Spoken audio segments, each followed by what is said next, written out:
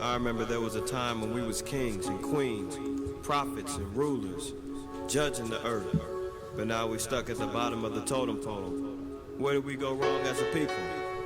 I think our people need to understand this with a wake-up call and give them understanding on what's going on.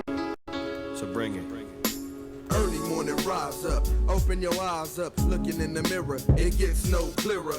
Cause we don't understand our own selves, drowning in sorrow with empty Hennessy bottles upon the shelf. Cause everybody wanna be a king, selling out their soul for this mean green cream thing. Paper chasing but not facing the facts that as a nation we all done got lax and letting the devil control us. And thinking like them damn Africans, they sold us. We in captivity because they hold us. Working hard with heavy burdens on our shoulders. Man, I thought we were some soldiers, but every second that I look.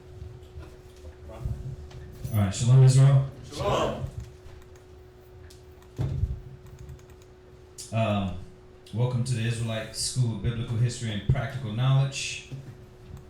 If you don't know who we are by now, we're going to go ahead and do like we do every class. We're going to start out with questions, and then we're going to go into class today. If y'all have any questions, now's the time to get them out of the way, and then we can move on to the topic for tonight. So if anybody has anything, y'all got anything here in class? Questions? No? All right, just give you our little announcements. Our school, we're located at 8524 South Braeswood, and we're in Houston, Texas, 77071. So if y'all want to get to class, come up here and join us. That is the address, all right? Also, we have our school in San Antonio, Texas, which is 4219 Centergate Street, San Antonio, Texas, 78217. All right, so you can get classes there. Also, we have classes in Albuquerque. It's 501 Copper Avenue in Albuquerque, 501 Copper Avenue, Northwest Albuquerque, New Mexico, 87102. Yeah. All right, and is that good? A little bit more? Right there? Yeah? All right. Yeah, I see the camera. All right. Classes Monday, Wednesdays from 7 to 10, Fridays from 6 to 9, Shabbat morning class, which we've been having a really good Sabbath morning class. It goes long, but if you really want to get fed and taught, there's so much information that comes out on the Sabbath morning class because we go over questions, then we go over the reading. So we go through all the questions. Like sometimes we cut off questions because we only got a few hours during the week. So Sabbath class has been going really good, man. So if you want to get some of that, if you're really hungry, Sabbath class it comes with a lot of info. All right, please like, share, subscribe. We do answer so many questions. That way you can send them out as links for new people that want to get questions answered. And you need the information to send them. You can do that. All right. Passover is April 10th, and we're going to be celebrating it on the 16th. So you can come join us for that if you want to. If you feel you're affiliated with the Israelite School of Biblical History and Practical Knowledge, you can come do that. What else we got here? All right, and then donations. If you want to give any donations, alms, offering, that information will be right there on the bottom of the screen. All right. So let's go ahead and do this. Get out. You got one, sis? I accidentally brought the wrong binder. You got like a notebook or something? Yeah, they got some up in the back there. Okay. Was that it? Yeah. Okay. All right. We'll give them a few seconds online and then see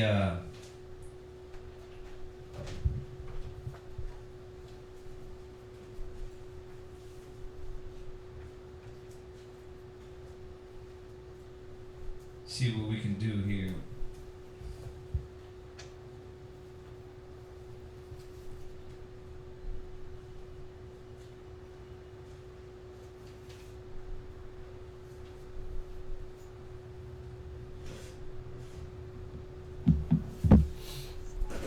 All right. We got anything on there yet, sis? Okay. What do we got? It says, are the 12 tribes of Israel just Negroes? No. The 12. When you say Negroes, what do you mean? Like the tribe of Judah or dark skin? You know, because I think something's going around now to where they're saying, well, all the 12 tribes are dark skinned, black. And we know that the 12 tribes derive from different shades of brown. We're all different colors. So, you know, are they all, that's what they're asking? No, that's Yeah, are they all dark skinned? just Negroes. No, they're not. The Negro, what you might consider so-called black men, no, they're not all those tribes. Why? Because the other tribes, whether they're dark or light-skinned, whether they come from these different tribes, they might be called Indians. All right? Of course, because the white man put that label on us. But we know that we were none of that. We're not Native Americans. We're not Mexicans. We're none of those things. So when you, like if you got, there's a book back here. Give me this book right here called, if it's over there, if somebody didn't borrow it. It's called The Great Chiefs. It's called The Great Chiefs. It's a big brown book. But when you look at this book here, and you look at a few other books, there's another book that has got stolen from me. It's called The Black Indians. And in that book, it showed you how, yeah, majority of the Native Americans were dark-skinned. They were dark-skinned. So, you know, and of course the so-called white man raped them. Also, you know, they marry women of other nations. So we got that now. Like, you got even of the tribe of Judah marrying in other nations. Right? There's a lot of ball players like that. Like, what's this? I thought he was straight Judah. He's mixed. Oh, you talking about? No, I'm talking about like the mix. You got a lot of that now. Mixing up with the other nations, and then you're gonna get them with light skin. Like if you look here, wow, that's crazy. If you look at these cats right here, these are all Native Americans. If you look and see how dark these Israelites are, so when people say, "Oh, well, all the 12 tribes are Negro," well, yeah, we derive from different shades of brown. You know, if you want to call them so-called black, yeah. But over time, we mixed up. When you look at these cats, you can tell, man, we was dealing with our people until the white man came over here. Look at this cat right here. Look how dark-skinned he is. He reminds me of you. He reminds me of Jeremiah. That's what I thought. I thought you were, because a lot of Judah be thinking they're Judah, and they're not. Like Snoop Dogg, you can tell he ain't. You can tell he got some Native American in him. Yeah. He got those high cheekbones. But you see this cat right here, he's dark skinned. So when you talk about are they all black? Well, black is in what? Nationality or in color? Because even in color, we know that you go to Isaac or Abraham, he had two children, right? He had Isaac and Ishmael, right? So Ishmael was from Hagar, which was an Arabic woman. So now you got these nations coming. I'm not gonna say he's an Israelite, but Ishmael coming from Abraham, but she was a woman of another nation, right? Then you got Isaac. He had who? How many wives he had? Yeah, 2 wives. Who? I forgot the name of the segment about another person. Right, Rebecca, and who else?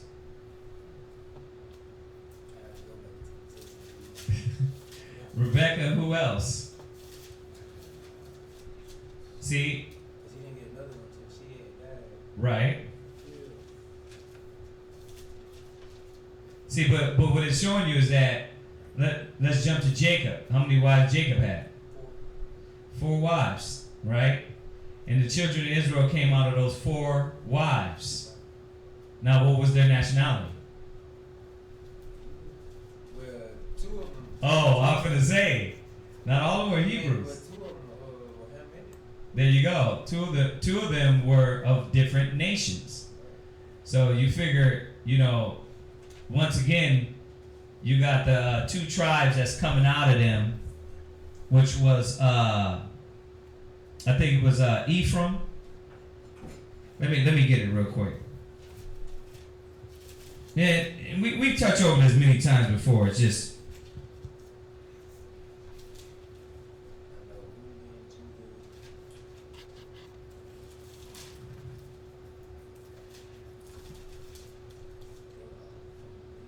mm-hmm. Yeah. Go to Genesis 35, verse 22, real quick. Genesis 35, verse 22. Oh, gone. Verse 23. The sons of Leah, Reuben, Jacob's firstborn. Right, the sons of Leah. So did we skip Rachel, or is just naming Leah first? Leah was the first. Right. Okay. So Leah, out of her came who? Reuben, Jacob's firstborn. Right. So Reuben was the firstborn out of Leah. Go ahead. And Simeon. Simeon. Go ahead. And Levi. Levi. Go ahead. And Judah. And Judah. So you got 4 tribes coming out of Leah, which she was Israelite. Go ahead. Come. And Issachar. Issachar. Go ahead. And Zebulun. Zebulun. Go ahead. The sons of Rachel, Mm-hmm. Joseph, and Benjamin. Go ahead. The sons of Read it a little louder so they can hear you online. Okan. Verse 25. And the sons of Belial, Rachel's handmaid, Mm-hmm. Dan and Naphtali. The sons of who? Belial. Bilhah. Bilhah. Yeah, the sons of Bilhah. Now, what was Bilhah? Rachel's handmaid. What nation was she? She was what? She was what?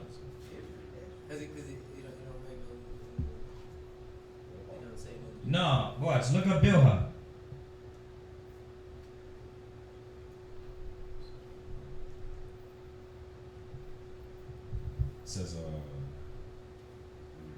It says Bilhah, maidservant of Rachel, Mm-hmm. Jacob's beloved wife, and later given to Jacob by Rachel that she might bear children, who will be credited to Rachel.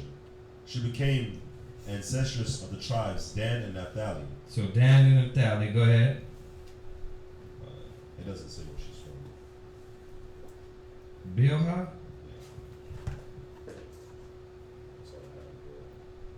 No, man. We went over this before. This shit. I'm looking for it now. Okay, but anyway, who came out of her?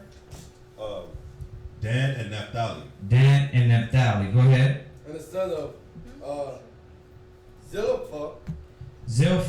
Go ahead. Leah's handmaid. It says Gad and Asher. Gad and Asher.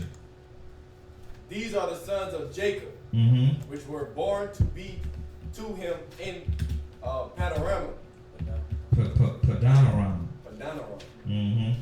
And Jacob came unto Isaac, his father, unto Marie, unto the city of Arabia. Okay, did it name all the tribes? Yeah. Nah, that wasn't all. That wasn't all. Yeah, because See, Leah had the most. Yeah. Yeah, that was all of them. yeah, they didn't talk about Manasseh and Ephraim.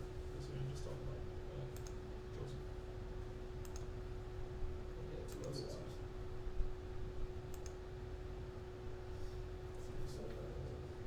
It don't say? Leah had 6, and then all the other wives had 2 each. Yeah. No, we went over this before, and it tells you. I gotta find it.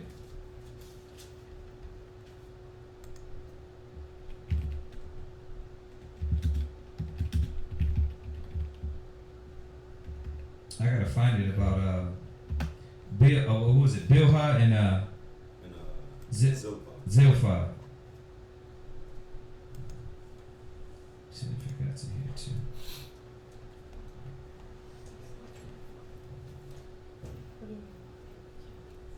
Well, I'll find it. I need to find it. I'm going to find it. But yeah, as far as the tribes, remember we derive from different shades of brown. You know, from Ephraim it says they're unturned cake, right? The other scripture says that we're of a speckled bird. So when you look up speckled bird, it's different shades, different. Actually, if we Google that too. Yeah, go ahead and read it. This is Jeremiah chapter 12, verse 9. Mm-hmm. Jeremiah chapter 12, verse 9. Mine heritage is unto me as a speckled bird. Mm-hmm. The birds round about are against her. Come ye, assemble all the beasts of the field, come to devour. Right. Right. So we're a speckled bird. If you look up a speckled bird and you look up these birds, it's different colors. So, you know, when you say are they all Negro as in color? No, we're not. We're different shades of brown, different colors. Right? Go to Jeremiah 14:2. Another basic scripture. Jeremiah chapter 14, verse 2. Uh-huh. Judah mourneth, and the gates thereof languish. They are black unto the ground. Right, so the more you get deeper into the ground, the darker it gets. So that's how Israel is. You know, even amongst Judah, I mean, if you even want to get technical, even amongst Judah, you got light-skinned brothers. You know, they go from a caramel to a chocolate. So with different shades of brown. You know, I'm hoping I'm answering as far as what. I'm not sure if you're saying color or whatever. If you're not talking about color, just text us back. All right, and I'm gonna find this too about Zilpah and Bilhah. Go ahead. What's the next one, sis?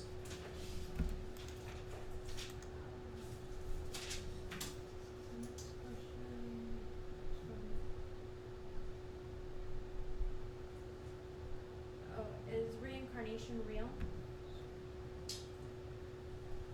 Regeneration, coming back, yes, it is real.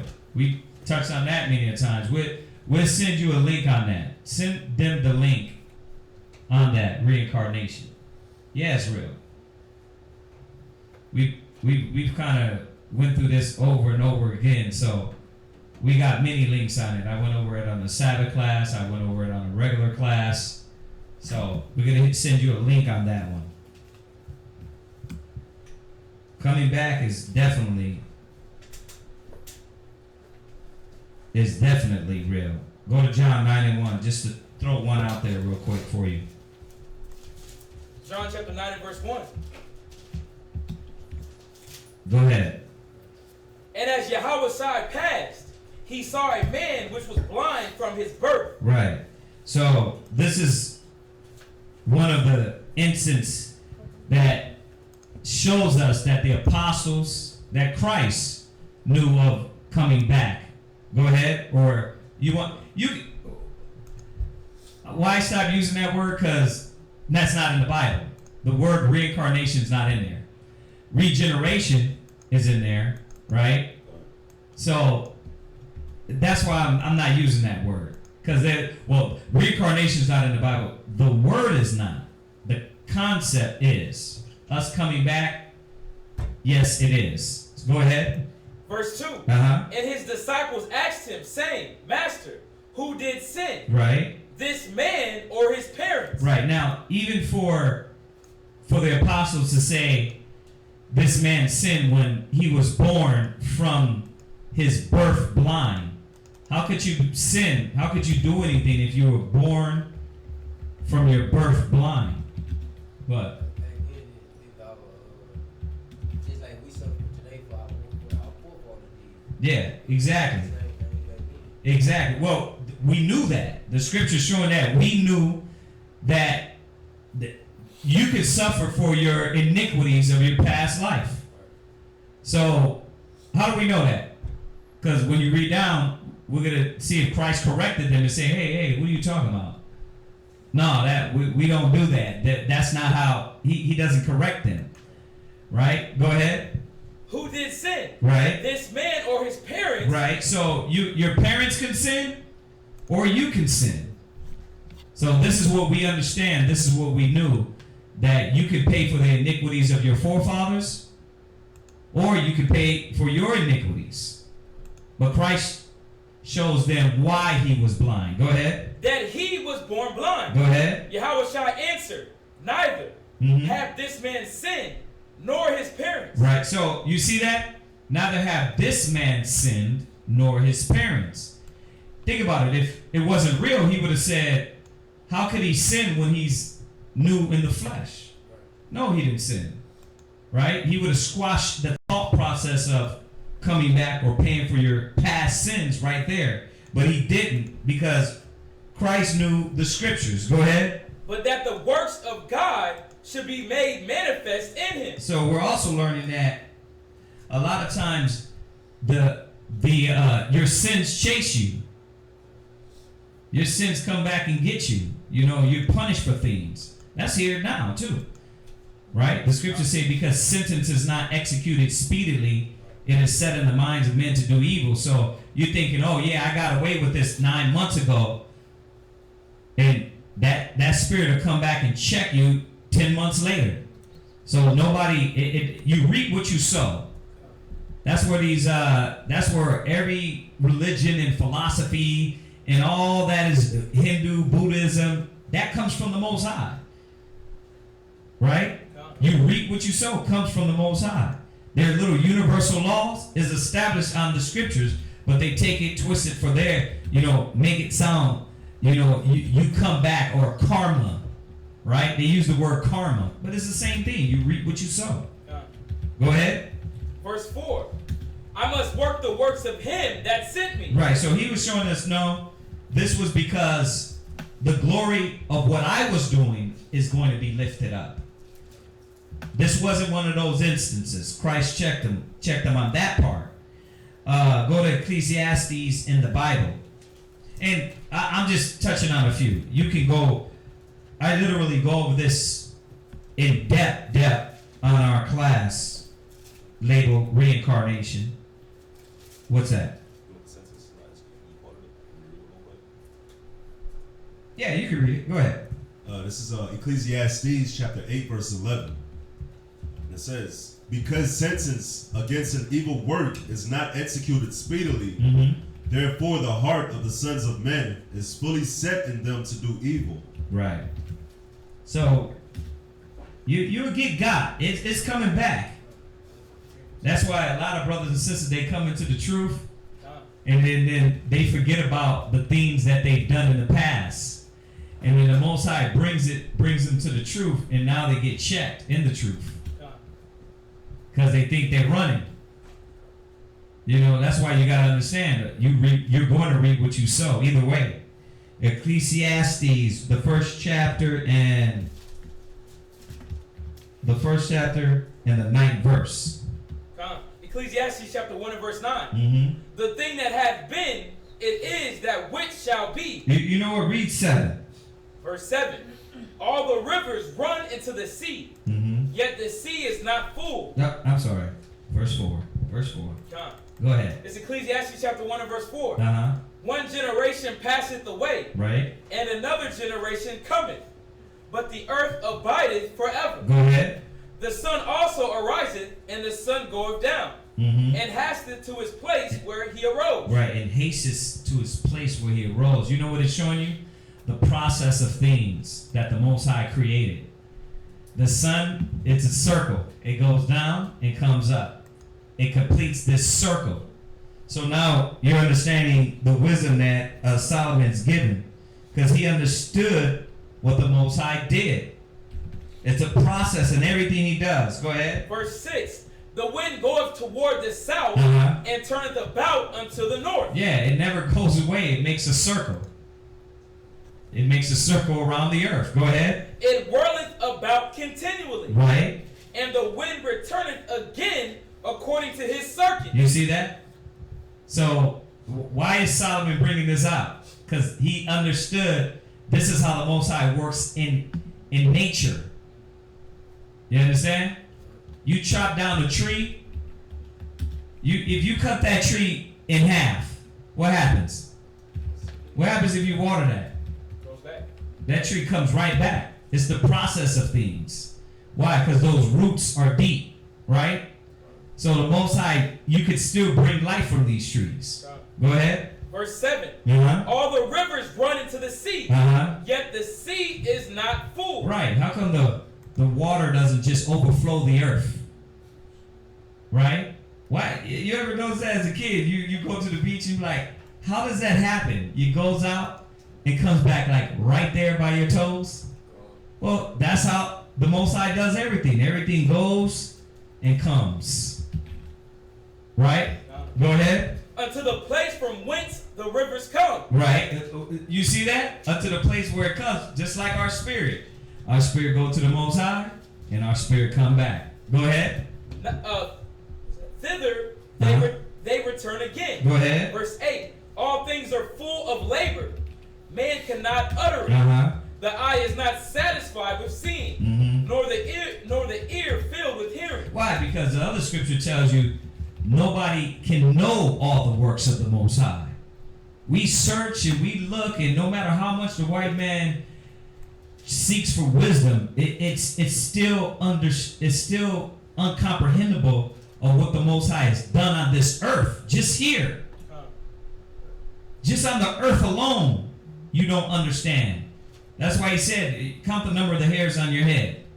Like, when's the last time somebody can do that? Right? Measure the weight of a flame. That's what he told Esdras, right? So if you can't do these basic things that you work and deal with daily, how is it that you're going to comprehend the Most High? And we still yet can't comprehend the Most High. You know, they talk about the black matter, the dark matter. They talk about the unseen. When we went over that class we did on the multiverse, just going and doing the little research on how Esau thinks, they start talking about the unseen realm.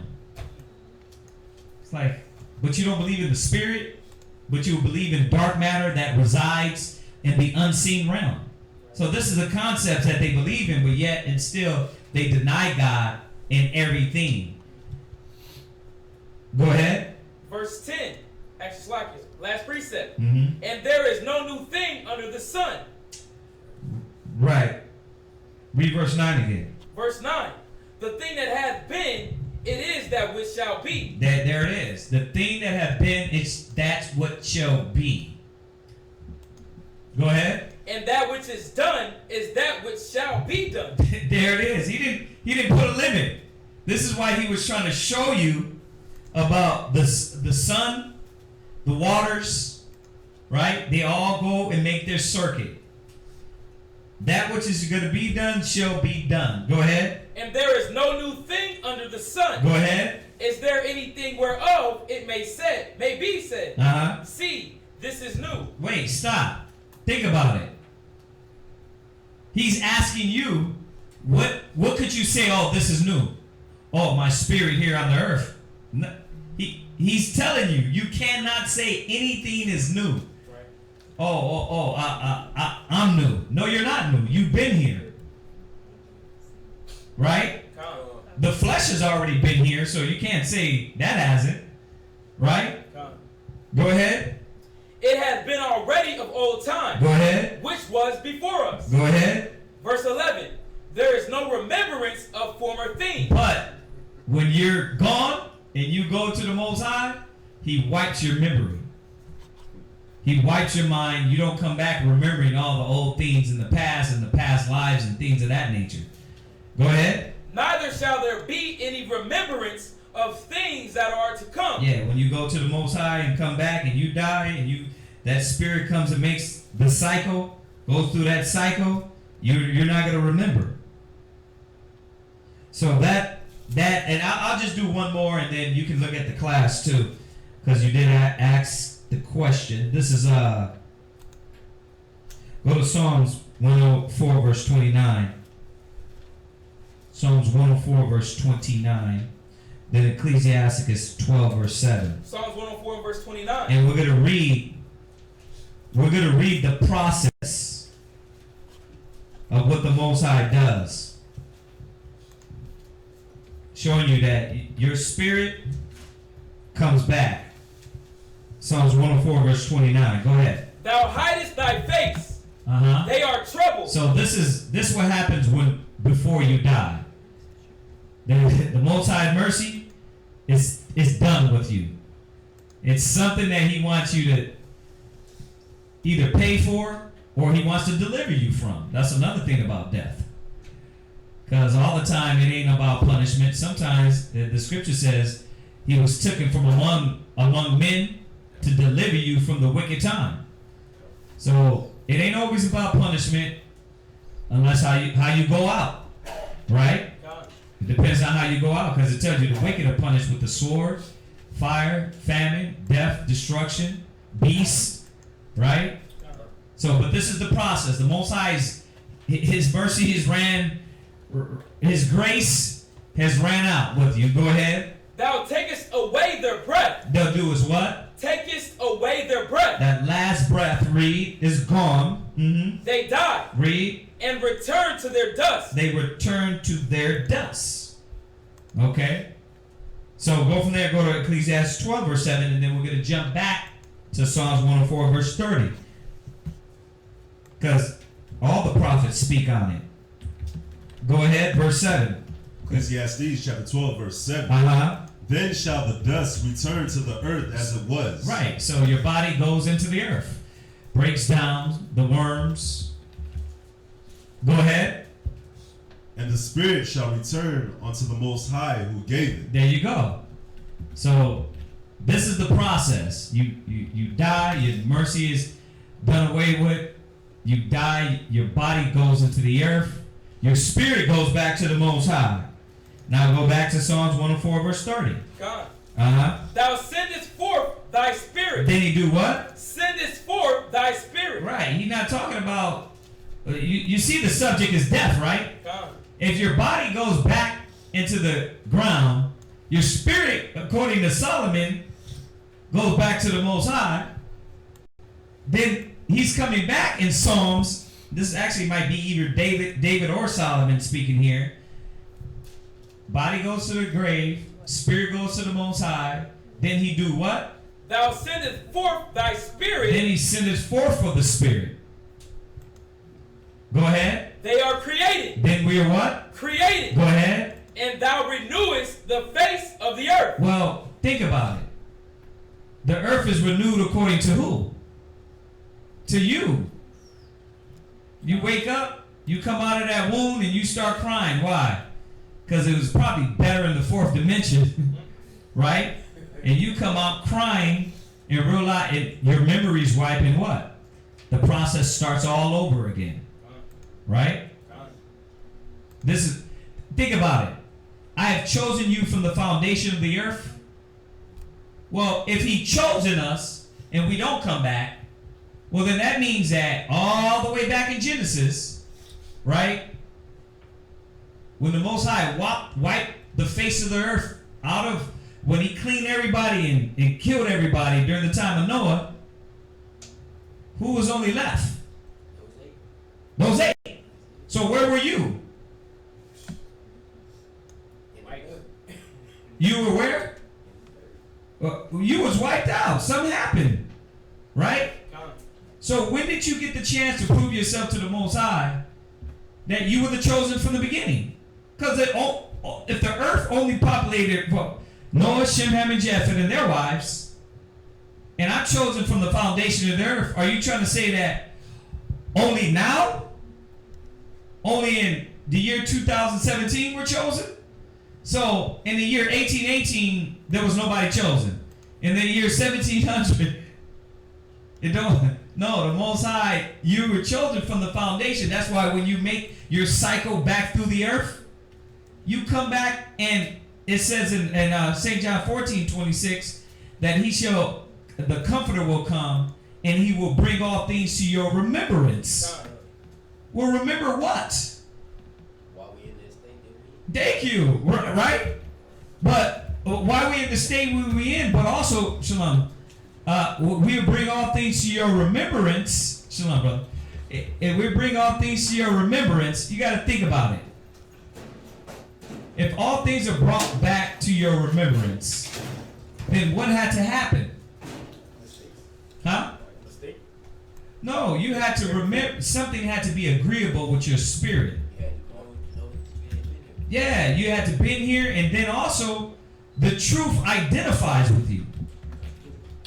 This word identifies with you. You're like, dang, I knew that. That wasn't just, it ain't like the white man says, hey, oh, that's a coincidence. You know, no, this ain't no coincidence. The Most High called you from the foundation of the earth. And every time you come back, you prove yourself to be what?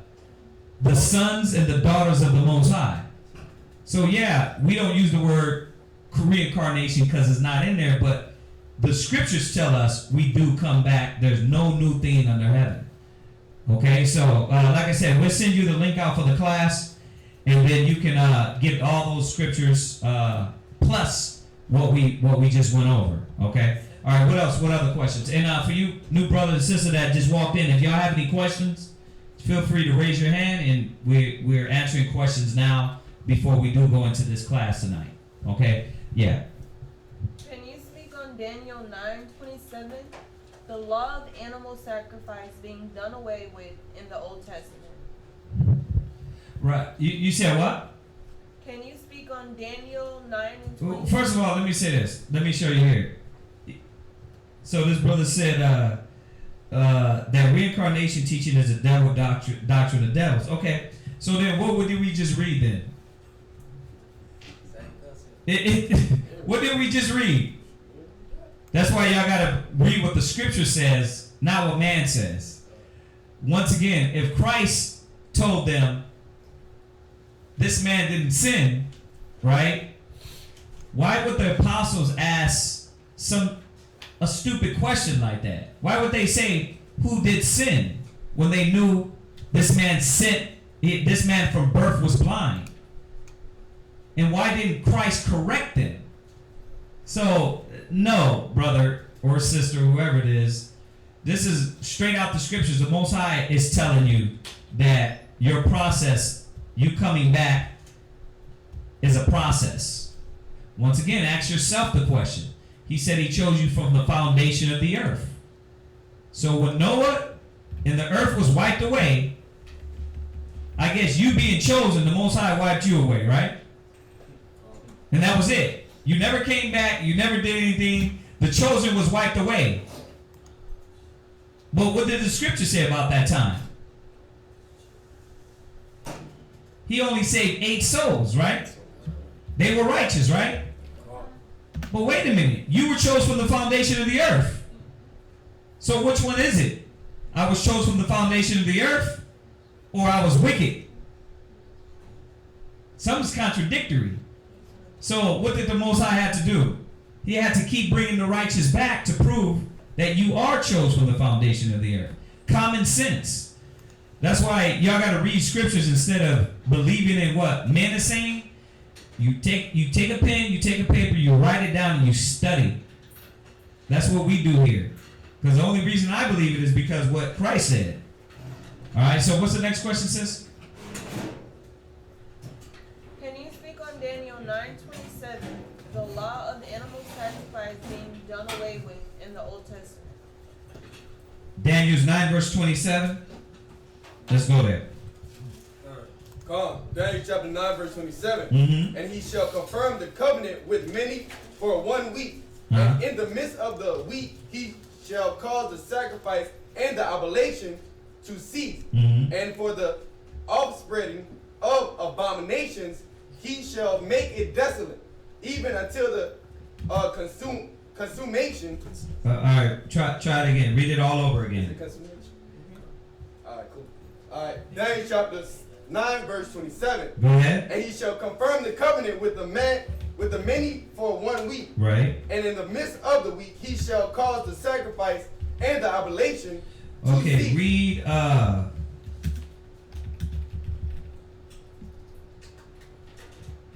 read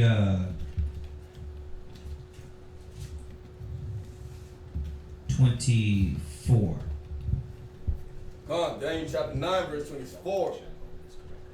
Yeah, read Dan 9:24. Come, Daniel chapter 9, verse 24. Yeah. 70 weeks. Oh, y'all got it? Come. Go ahead.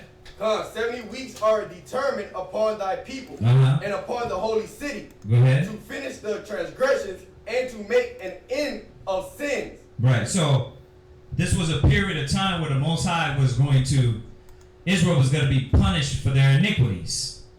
Okay, that's what we're reading about. Go ahead. And to make reconciliation for iniquity, Uh-huh. and to bring in everlasting righteousness, Go ahead. and to seal up the vision and prophecy, and to anoint the most holy. Right. See, to seal up the vision and the prophecy, well, the prophecy was that if we disobeyed the commandments of the Most High, that all these curses will come upon us and overtake us. So Daniel was once again reiterating that, showing us what was going to come upon us. Christ spoke of it too when you go to Luke, the 21st chapter, when Jerusalem was going to be overthrown and trodden down by the Gentiles. Let's go there real quick. Go to Luke 21.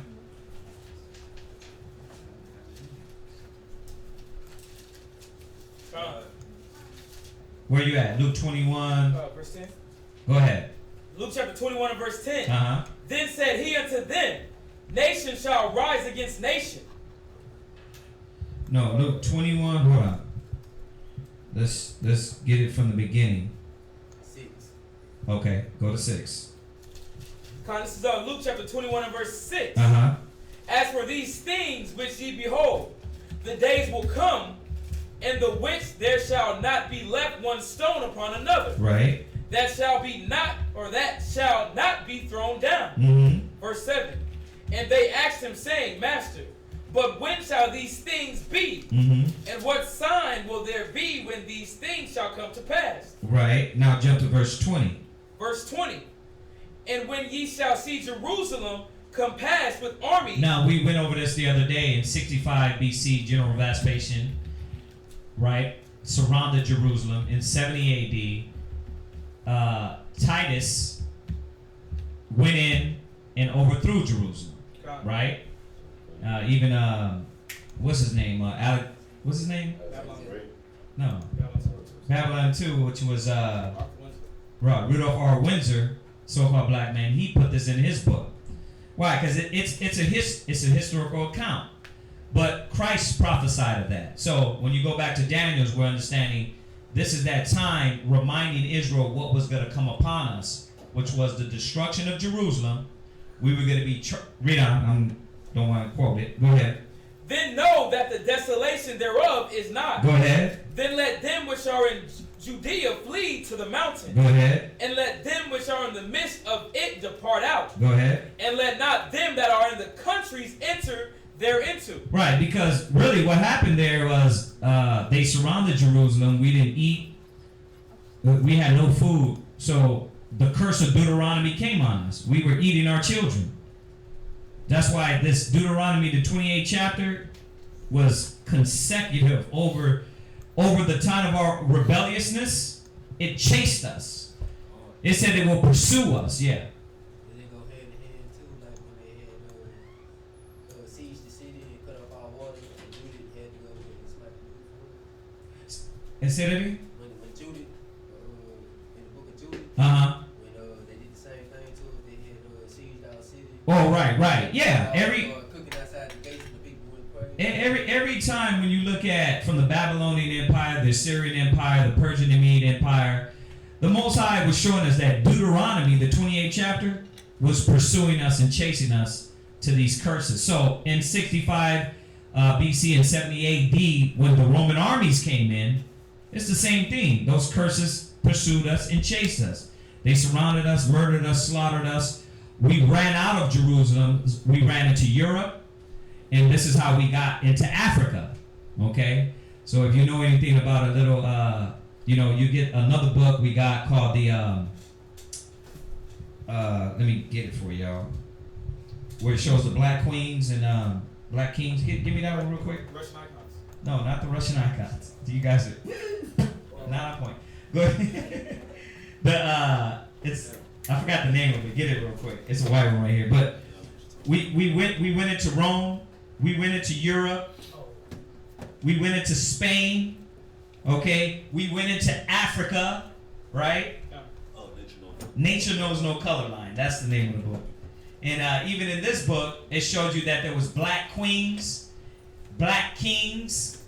That's how we know that King James was a so-called black man.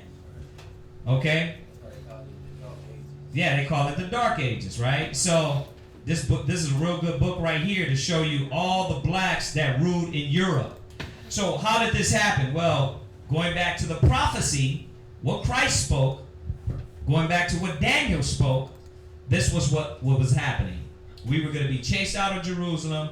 We were going to flee into all nations. Go ahead and read it so I don't have to quote it. Verse 22. Uh-huh. For these be the days of vengeance, that all things which are written may be fulfilled. Go ahead. But woe unto them that are with child, and to them that give suck in those days. For there shall be great distress in the land, and wrath upon his people.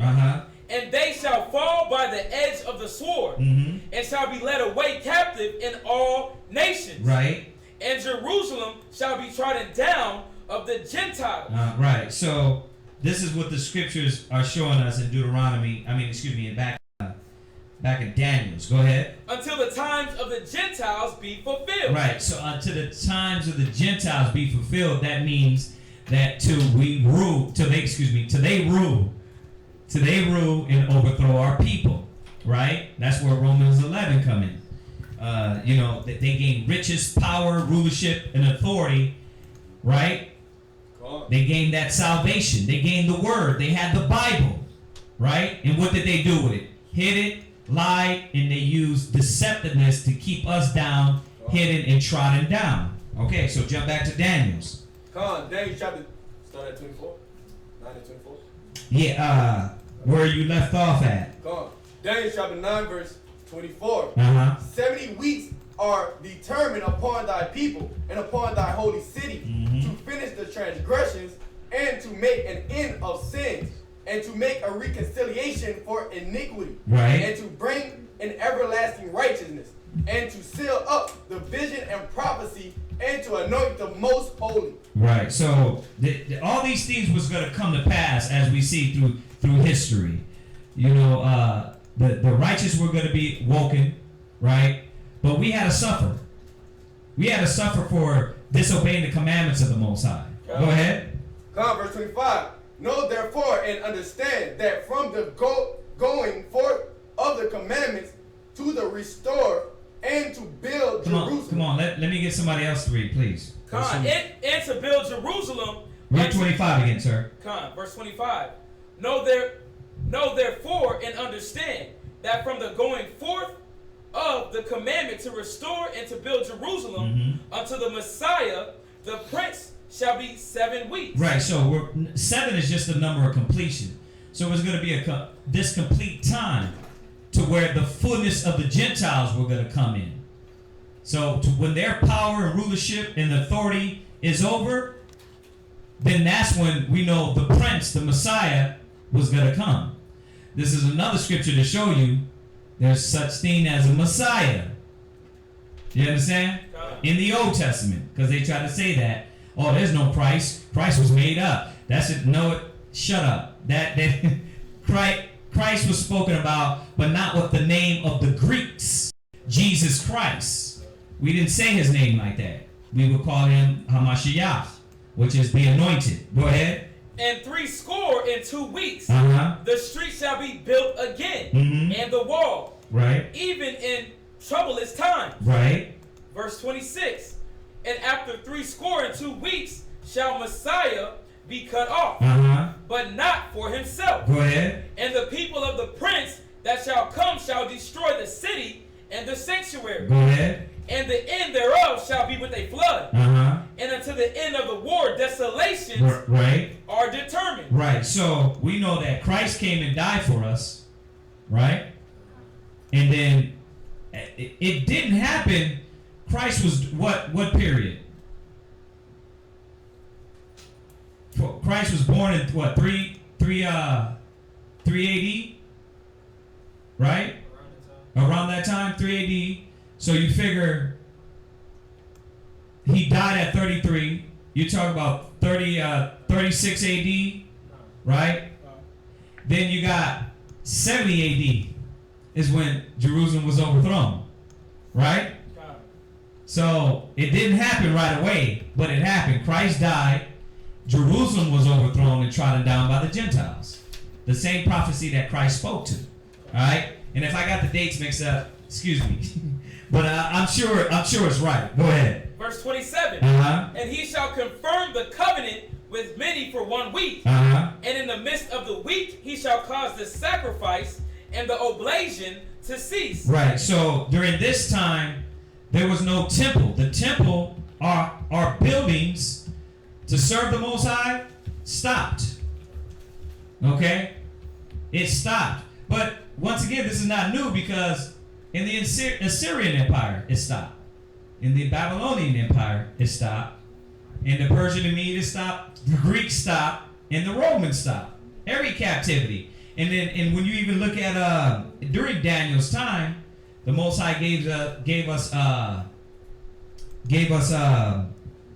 mercy. And Daniel, Shadrach, Meshach, and Abednego, they were lifted up, right? And the Most High opened it up to where we can serve the Most High. Then you go back into Esther, right? They were given to rebuild the temple, right? So you can kind of see how the Most High, like Deuteronomy 28, these curses will pursue you and chase you. And that's really what happened. What's up? Nehemiah, the rebuilding of the temple, right? So, but here is showing that time was going to be cut off for a period of time, right after Christ. Go ahead. And for the overspreading of abominations, he shall make it desolate, right? Even unto the consumption, and that determined shall be poured upon the desolate. So we weren't going to be able to serve the Most High and do oblations or sacrifice during that time. That's all it's talking about. But I'm trying to figure out, there was a statement he made on there. What was the statement? Real quick. Yeah, because his question was about animal sacrifice. I'm trying to, because this is just talking about the prophecy was going to happen and it was going to be cut off.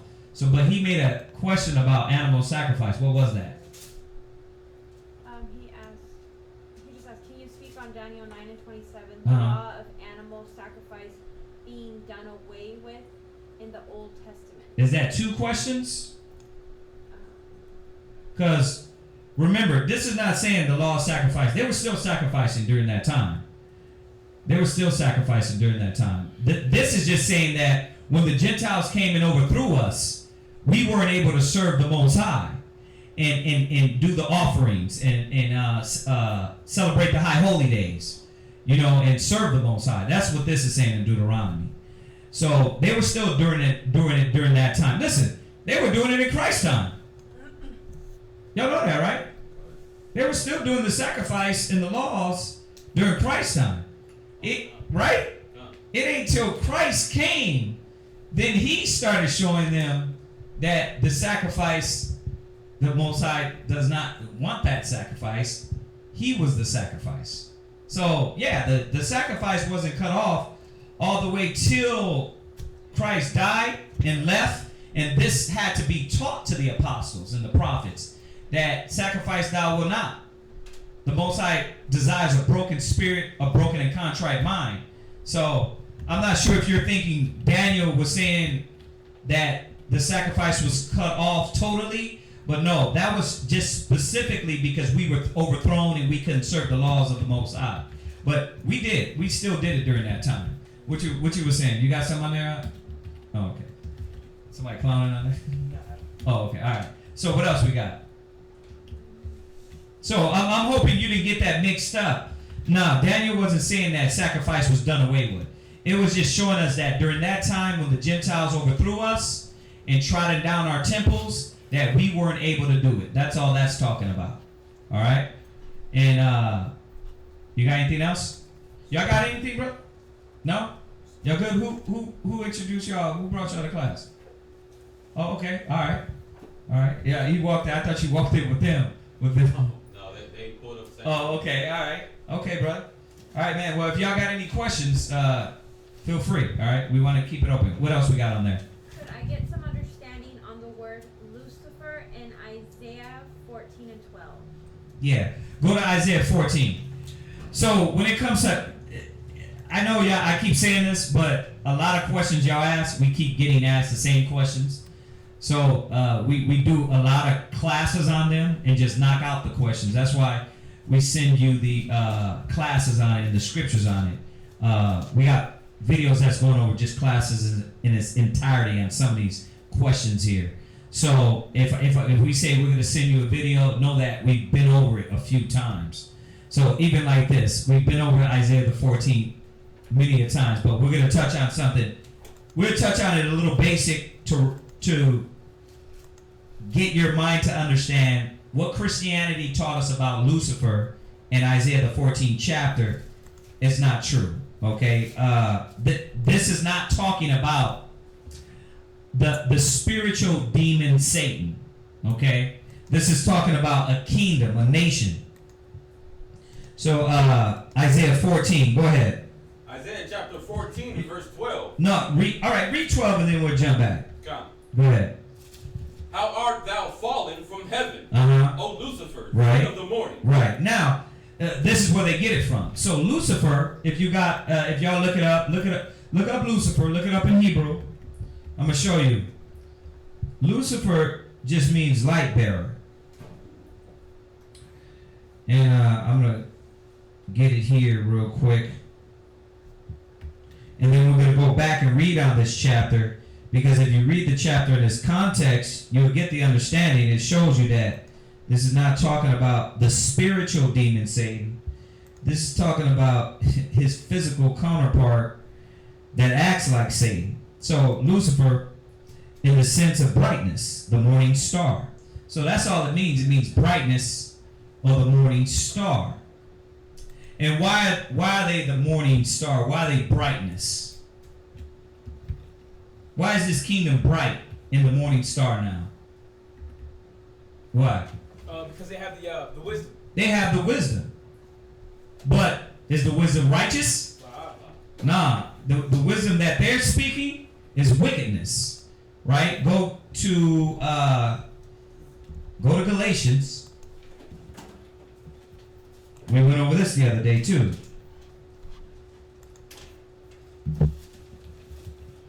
Let me get that one real quickie.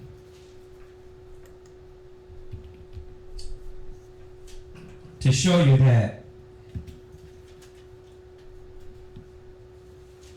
this wisdom that, I'm sorry, it's not Galatians, it's James. James, the 3rd chapter. And you can read it from verse 13. James chapter 3 and verse 13. Go ahead. Who is a wise man and endowed with knowledge among you? And endued with knowledge among you. Go ahead. Let him show out of a good conversation his works with meekness of wisdom. Right, so the Most High teaches us how to be humble with wisdom. Go ahead. But if ye have bitter envying and strife in your hearts, go ahead. Glory not. Go ahead. And lie not against the truth. Yeah, because the Most High, if you're bitter or if you got resentment in your heart for your brother, that's not of the Most High, right? God. We know that's of who? Satan. Satan, right?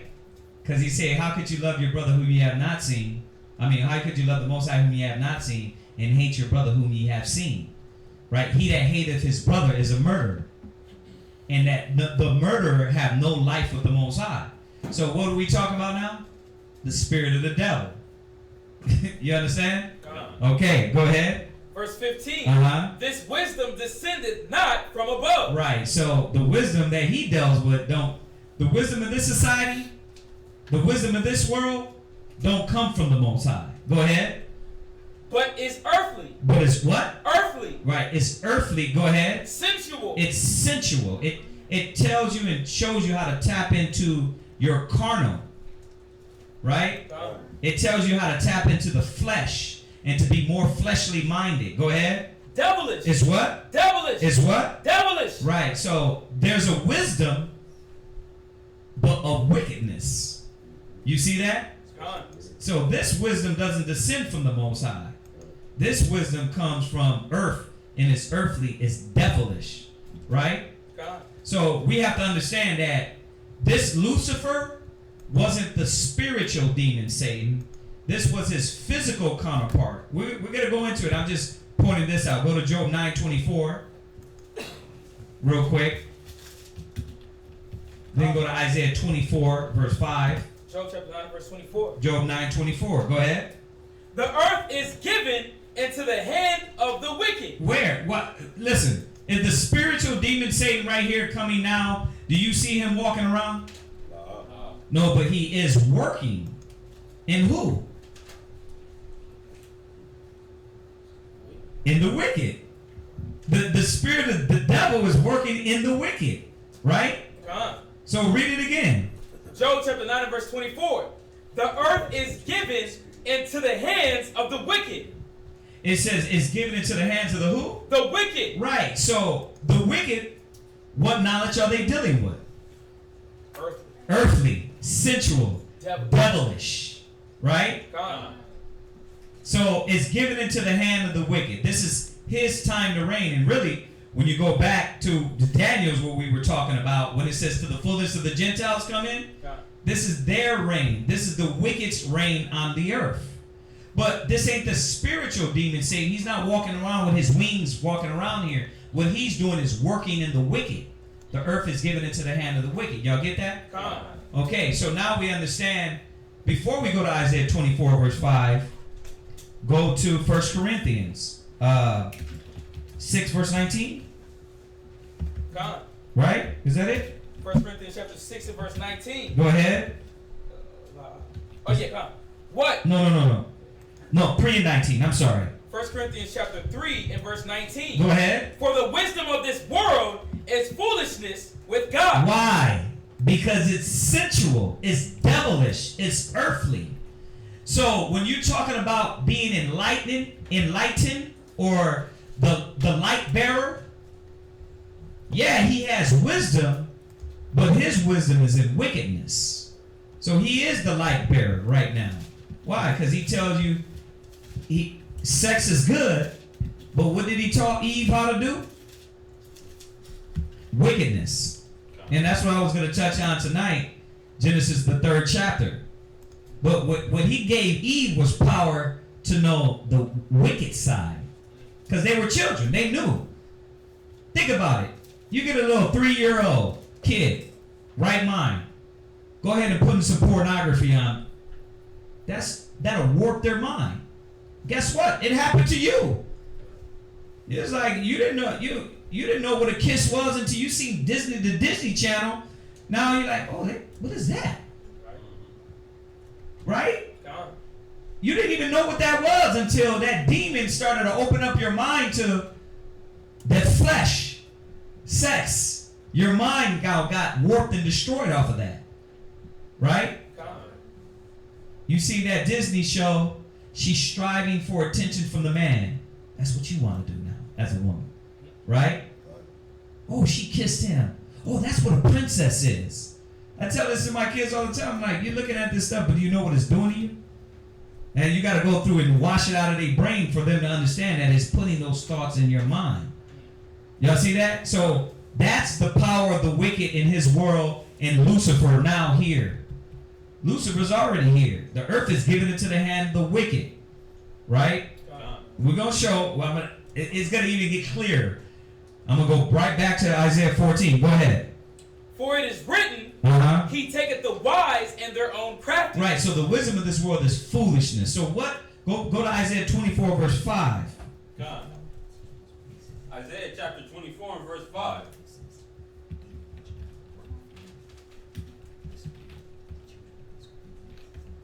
Go ahead, read that. The earth also is defiled under the inhabitants thereof. But it says the earth is defiled under the inhabitants thereof. Why? Because Job 9:24 said the earth is given into the hand of the wicked. So how is the wicked ruling? With the wisdom of foolishness, sensual, devilish. So why is the earth destroyed? Why is there homosexuality, transvestites, switch hitters, Bloodites? What's the new one? What's his name? Will Smith's son. What are they now? They're swingers. Genderless. There you go. They're genderless. I don't define myself by any gender. The hell are you talking about? Well, that's the wisdom of this world. It's sensual. It's devilish. Well, you was gonna say something? I remember the scriptures, but that's why God said, whatever the world exalts is an abomination unto the Lord. Whatever the what? The world exalts is an abomination. We're gonna have to find that one because you're paraphrasing. You're paraphrasing on that one. You know, I'm not saying you're wrong. I'm just saying you're paraphrasing it. I don't remember that one. Whatever the world exalts is an abomination unto the Lord. All right, find it. Let's find it. But go ahead and read on.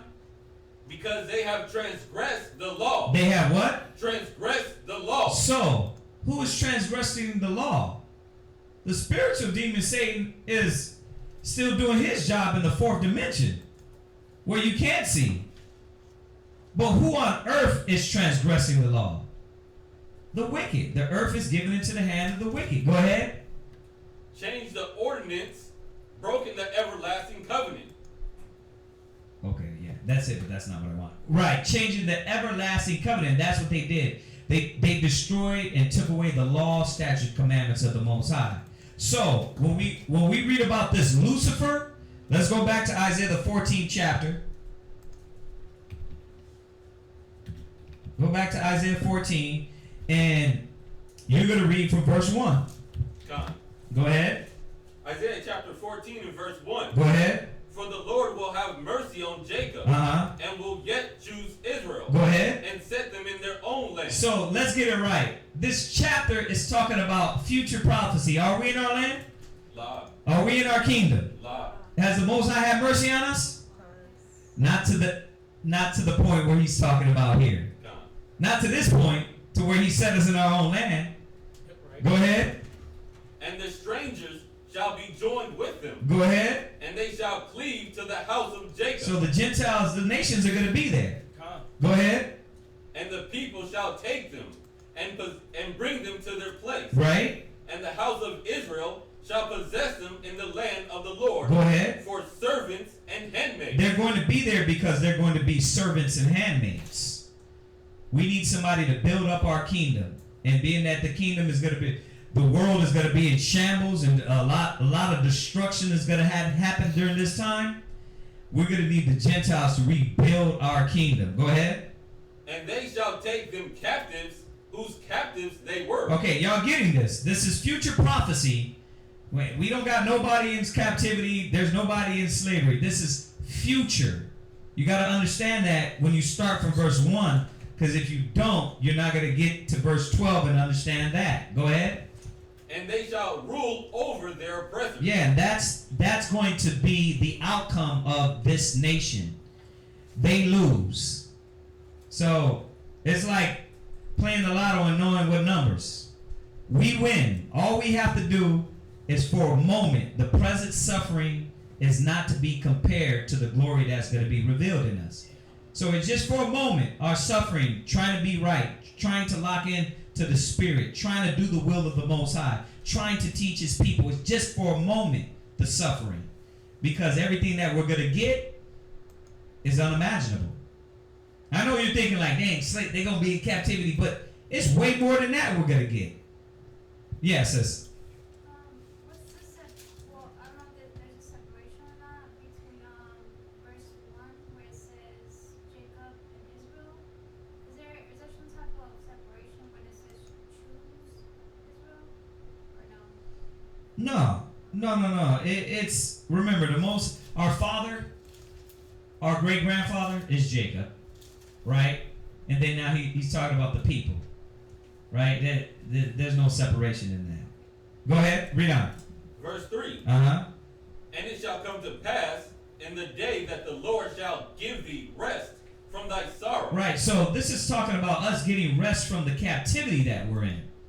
From the suffering, the 7 jobs you got to work, to not seeing your kids, to the welfare, to be, being beaten down and murdered in the streets. The Most High is going to give us rest from that.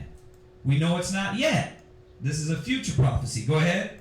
And from thy fear. And from thy what? And from thy fear. Yeah, you know you got warrants, so you got to what? You got to cruise slow.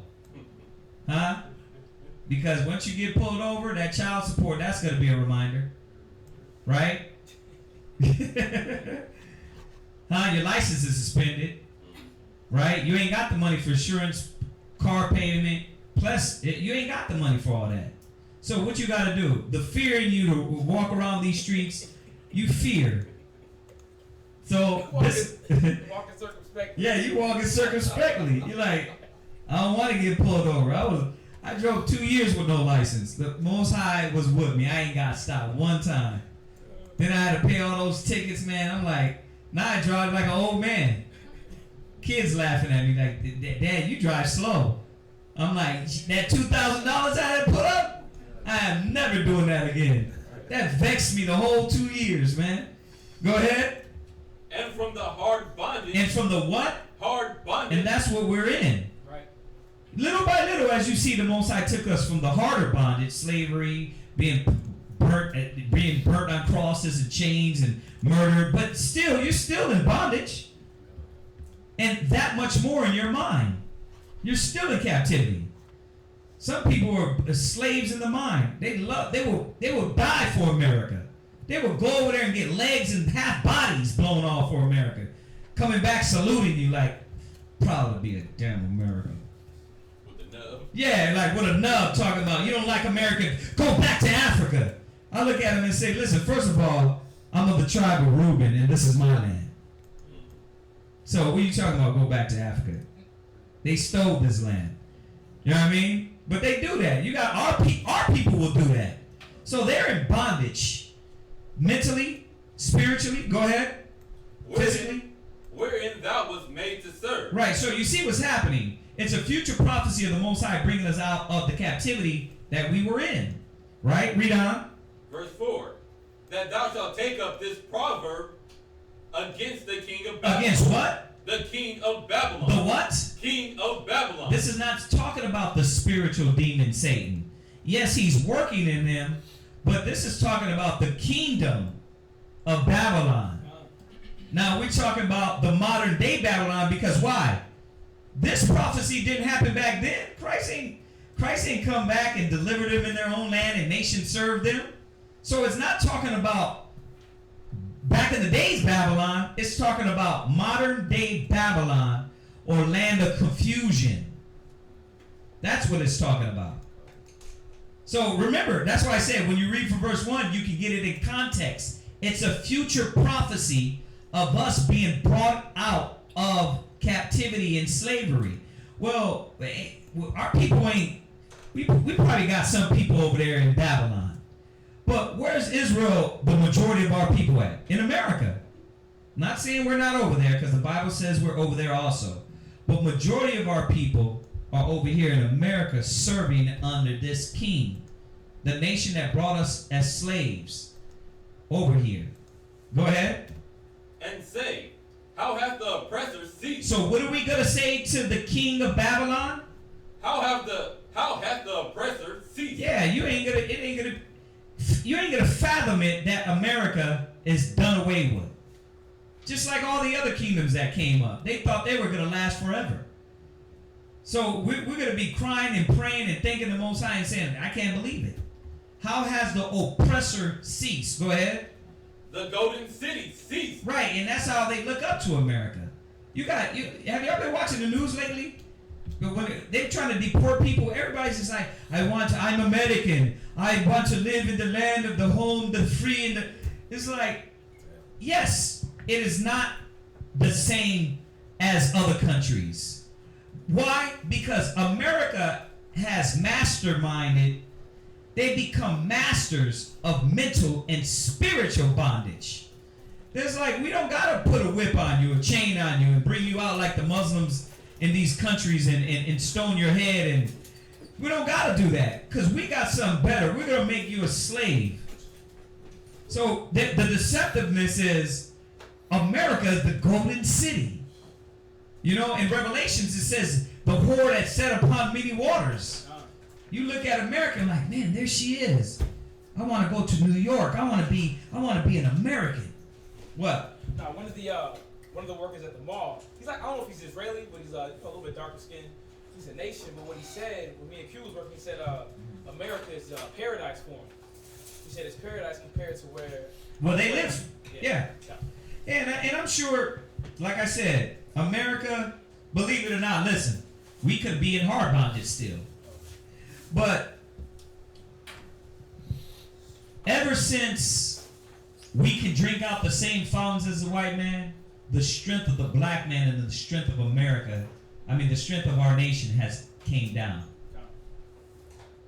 Ever since the so-called unity and we deserve to drink out the same water and have our same toilets, our unity has been broke as a nation. The black man has no more unity, no more identity. The black woman, Hispanic man, remember in the 70s, black pride, brown pride, right? We had that. The white man broke that down. How did he break it down? You're not black. You're not white. We're Americans. So that's the ideal. The same idea as the Babylon in the past. You're not black. You're not white. You're not Assyrian. You're not this. You're not that. You're American, and that's what they live off. What? Yeah, it's like they kept us confused as far as our identity. Right. We're black. We're African American. Right. We're Negro. Right. We're American. Right. You everything. You Nubian. Mm-hmm. Right. Nubian, Afrocentristic. Right? Whatever. Then you're Baptist, you're Muslim, you're Pentecost, your religion, right? And more confusion. Then you go, I'm a Crip, I'm a Blood, I'm a Democrat, I'm a Republican. They are the master at confusing you. They are masters at it, man. The psychological game, come on now. They're real. I've been watching the White House stuff. This demon can get up there and straight up lie to where the politicians and the news anchors are like, is anybody seeing this? And we're laughing, the ones that are woke, we're sitting back laughing like, yeah.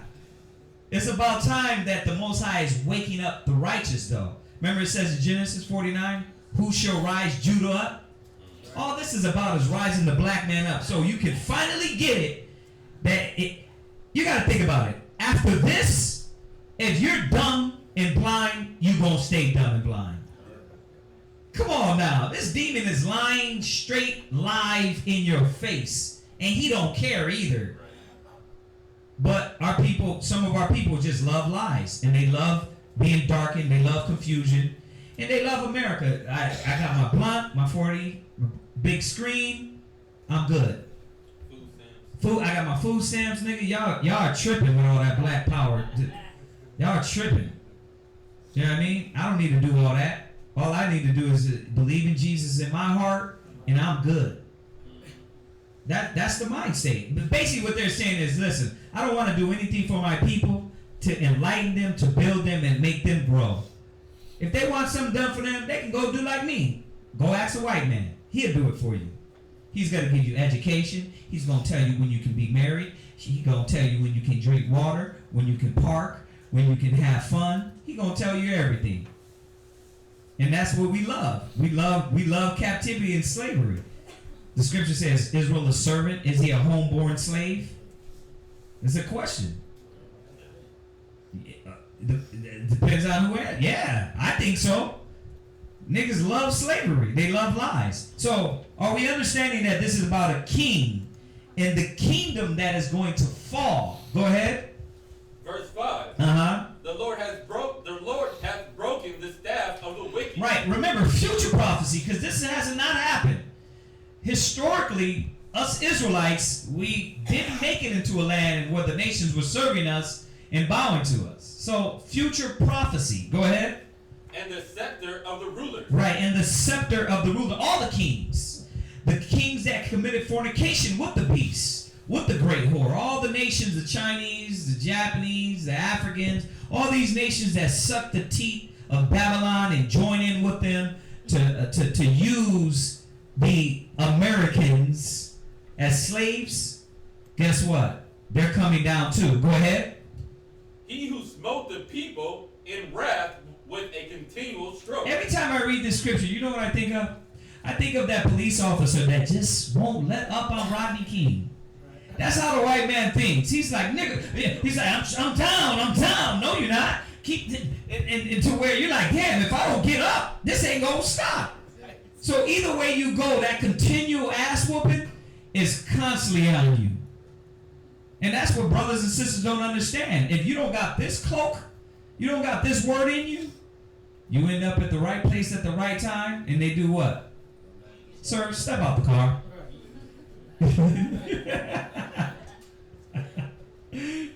I hate them too. I hate them when they do. Sir, step over to the back of the car for me. Then they got their hand on the gun. Why? Because to remind you that they're the beast, and that continual stroke won't let up until you have this in your spirit. That's just a reminder. But the black man is what? Stubborn. They get their ass beat, lynched, hanged, shot, killed, and still what? They march a week and then right back to blunts and 40s. Oh yeah, honk for justice. Yeah, honk for justice. Yeah, we was in Baton Rouge. It was like honk for justice. Like, then we out there screaming, get right. The Most High is gonna. He's here. He's showing you, and they're like, we gonna shoot y'all if y'all don't leave off the block. That's what these niggas is telling us. Yeah, they gonna shoot us. We walked over in the midst of them like, okay, yeah, we've been threatened before. If you gonna shoot, shoot. Yeah, they had the white dude with the it was so much madness, but why? The Most High is reminding us what ass whooping will continually get us if we don't come to Him. So remember, future prophecy. Go ahead. He that ruled the nations in anger. He that ruled the nations in what? In anger. Yeah, they just killed 100 people over in one of those foreign countries through what was it, Syria? Yeah, with an airstrike, and they're like, this white dude got on there, politician, like, America is one of the greatest countries, and we always look out for people. And I'm looking at this guy like, but our people believe him too. Like, yeah, we're the greatest country. We look out. You know, they do. You know, they $9 an hour. They take care of us. Like $9 an hour, nigga. That's it. You gonna sell your soul? And they do. Continual stroke. Go ahead. And none hindereth. And what? None hindereth. Yeah, you can march all you want. You can sing. You can dance. You can shout. You can pray. But guess what? None hindereth. The only one that's going to hinder is if you got this spirit on you. You got the spirit of the Most High, where you're moving through society with wisdom, knowledge, and understanding, to where you don't have a blunt in your car, you know, and then you roll the windows down and your whole car smells like a blunt. You know, those niggas deserve to be pulled out their car and beat to death. They do. Why? Because they teach our kids that. The rappers teach our kids that. They teach our families.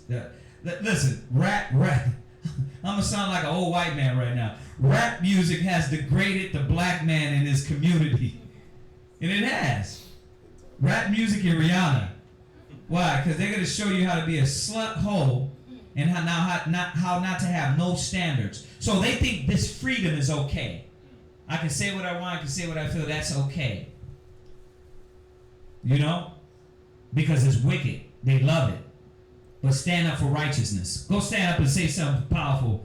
You know what I mean? Like, Christ is a black man. What's going on here? They jumping on you. They're trying to kill you. Go say, listen, we should twerk. We're going to twerk for justice. They'll sit back, oh, sure, let them twerk for justice. So, read on. Verse 7. Uh-huh. The whole earth is at rest. When? When he falls. When Christ come back and this wicked man falls, that's the only time we're going to be at rest. But he didn't say just us. The whole earth, the birds, the bees, the trees, the waters, the ozone layer. The earth is hurting. Go ahead. And it's quiet. And it's what? It's quiet. Go ahead. They break forth into singing. Go ahead. Yea, the fir trees rejoice at thee. Listen, it said the trees are going to rejoice. Read. And the cedars of Lebanon sing. Since thou art laid down. Since who is laid down? Lucifer?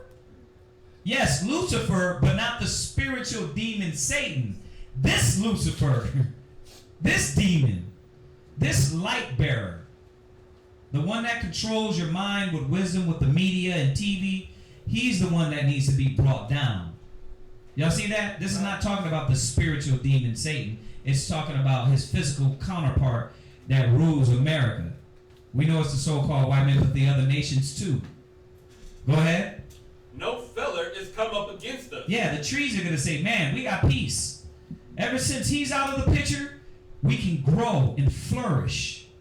Want to know why the earth is defiled of the inhabitants thereof? Because they transgress the law. They cut down every damn tree on earth and want to know why pollution and smog is destroying our lungs. They use every product that's not, it can't break down. It can't go back into the earth. They create these things, right? So the earth is going to rejoice and be able to say, you know what? This demon is gone now. Go ahead. Verse 9. Hell from beneath is moved for thee to meet thee at thy coming. Yeah, because it's speaking spiritually and physically. Because where he's going after death and physically in this physical realm, because now we're in hell now, but guess what? The roles are going to be changed. That condition, that lowest state, that affliction, that afflicted mind, that fear, that's a condition of hell. Constantly at fear, you can't walk out because you and I love the ones that try to stand up to the white man.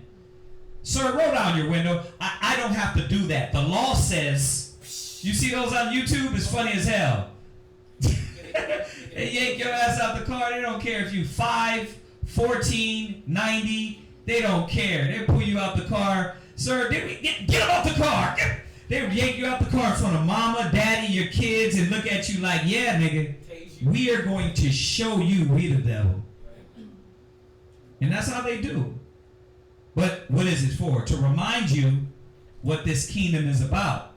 You putting your chips and stocks in this kingdom when you should be putting your stocks in the kingdom to come. Go ahead. It stirred up the dead for thee. Right. Even all the chief ones of the earth. Go ahead. It has raised up from their thrones all the kings of the nations. Yeah, all the kings of the nations. And when you go to the other scriptures, it said they're going to turn against him. They're going to turn against this. It's only a matter of time. People are going to be like, America's a bully. And then if you don't do it their way, they'll create a war, drop bombs. They'll create something to destroy your peace. Right? Go ahead. All they shall speak and say unto thee. Right? This is all the nations. Go ahead. Art thou also become weak as wheat? Yeah, because they're being bullied now. Don't be part of the United Nations. They'll figure a way out to destroy you. Don't be part of the European Economic Community. They'll find some way to destroy you. Don't agree with America. Right? When it comes to their policies and things. Oh, you're a terrorist. That's a terrorist state. They mad at Kim Jong. What is it? Kim Jong, right? Yeah, they mad at him because he ain't playing with y'all. He ain't playing. He's like, nah, you ain't gonna come in and do like you did Hussein. Gaddafi. He's like, nah, you come over here, I got something for you. That's what he's supposed to do. He's holding it down, right? But no, the terrorist, the threat. He's not a threat. You're right on his border doing war games. He's got to show forth like, listen, we ain't no punk either. But America's like that too. America's like, listen, we got to beat and show all the other nations. But only when America does it, it's like that one movie that Chris Rock did. Where he said, God bless America and nowhere else. Right? That's what type of mentality America is. You know, they think that they're God's gift to humanity. But in actuality, we're finding out, no, they're Lucifer. They're the devil. Not a devil with horns and a tail. Stop thinking like that. I always say that because that's the first thing that comes to your mind. Of horns, he's got a tail. No. Devil as in the word. Evil, deceiving, deceptive, lying, corruptive, murdering people. That's what devil means. Stop thinking it is, oh, he's the red devil. Oh, he is red. But devil meaning he is over the centuries lied and deceived you. Then you can really understand what it means by devil and see how it correlates with the Bible. Go ahead. Art thou become like unto us? Uh-huh. Verse 11. Thy pomp is brought down to the grave. So his pride is going to be brought down. And that's how pride they are. Yeah, we went to the moon. We did this. And whether they're lying or not, that's pride. I'm proud to be a damn American. Damn it. Greatest country in the world. Mess with us, we'll blow your ass up. And that's how they deal. That's why the scripture says a leader is so of his officers. That's why the police officers, why they cocky as hell. They don't care. They know they'll get away with murder unless you're a black officer. Because then you're brought up on charges and you're going down for a long time. But the white ones, oh, he got put on desk duty. They suspended him with pay. It's almost disgusting and sickening, but it's to remind the ones that are awoke that where you're at. You're not in Disneyland. You're not in Disney World. You in hell right now. Go ahead. And the noise of thy vials. And the noise of thy singing and every year their little independence and they're partying and dancing and having fun and not worried about anything. Like Christ said, as in the days of Noah, they were partying, dancing, giving into marriage, right? Until Noah shut the ark. But not the wise. Us that are wise, we're walking circumspectly. We're watching and waiting because we know the Most High, God comes as a thief in the night. We know, so we're not asleep. Go ahead. The worm is spread under thee. Right, we know what that means. Death. Go ahead. And the worms cover thee. Go ahead. Verse 12.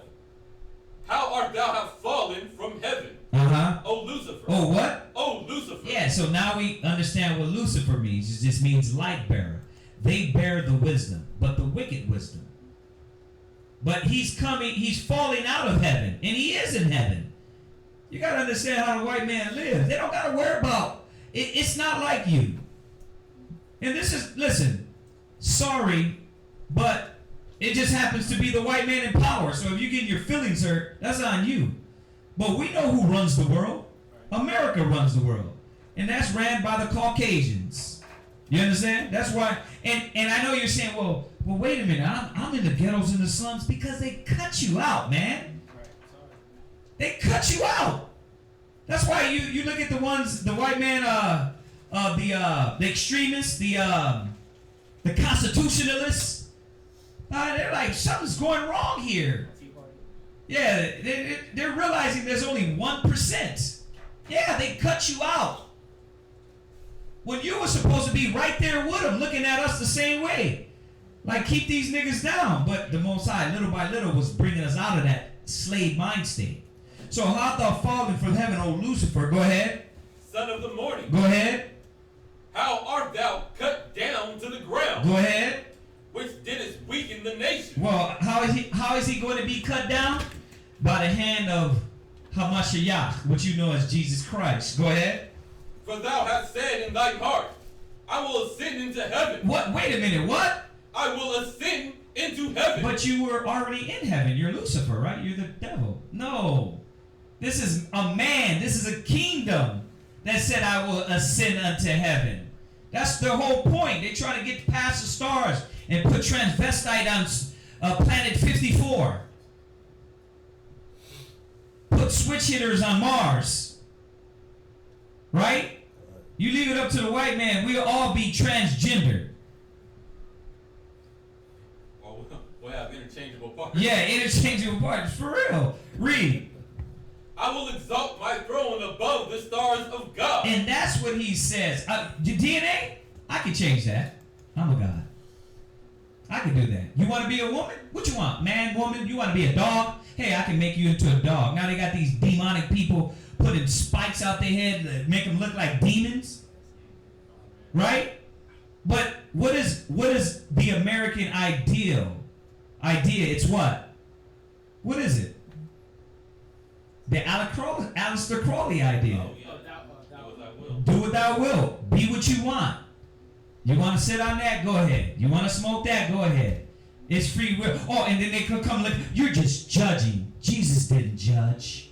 Like, what the hell are you talking about? He judged all the time. And he's coming back for judgment. Right? What are you saying? But that's how you know that American Christianity is just to perpetuate the lies and the deceptiveness of America. That's why they vote in their dang churches for a wicked king. When the scriptures tell you don't deal with no wicked king. Go ahead, read. I will sit also upon the mount of the congregation. Right. Go ahead. In the sides of the north. In the sides of now North America. The congregation is where? North America. We're the congregation. And he sits on us and to remind us. Hold that. Go to Isaiah 47. You know what? Hold Isaiah 47. Go to Ezekiel. Just write what this question. Just to show you, this is talking about a nation. This is not talking about the spiritual demon saying. This is talking about his physical counterpart. Go ahead. Read Isaiah 28 and 1 on down. I'm sorry, Ezekiel. Ezekiel 28, 1, and then hold Isaiah 47. Ezekiel chapter 28 and verse 1. Uh-huh. The word of the Lord came again unto me, saying, Son of man, say unto the prince of Tyrus, Thus saith the Lord God, because thy heart is lifted up, right, and thou hast said, I am a God. Right. So it's talking about that same spirit. The same spirit that was on all these other kings before resides in the wickedness of America. The same thing as Tyrus. They said what? That I am a God. I am a what? God. I am a what? God. Yeah, then you got the little dumbass 5%ers talking about I'm God. Will we tell that one girl over in Baton Rouge, you can't even pay your damn light bill. You smoking cigarettes, G. You're smoking cigarettes, but you a God. You can't even take care of your kids, but you a God.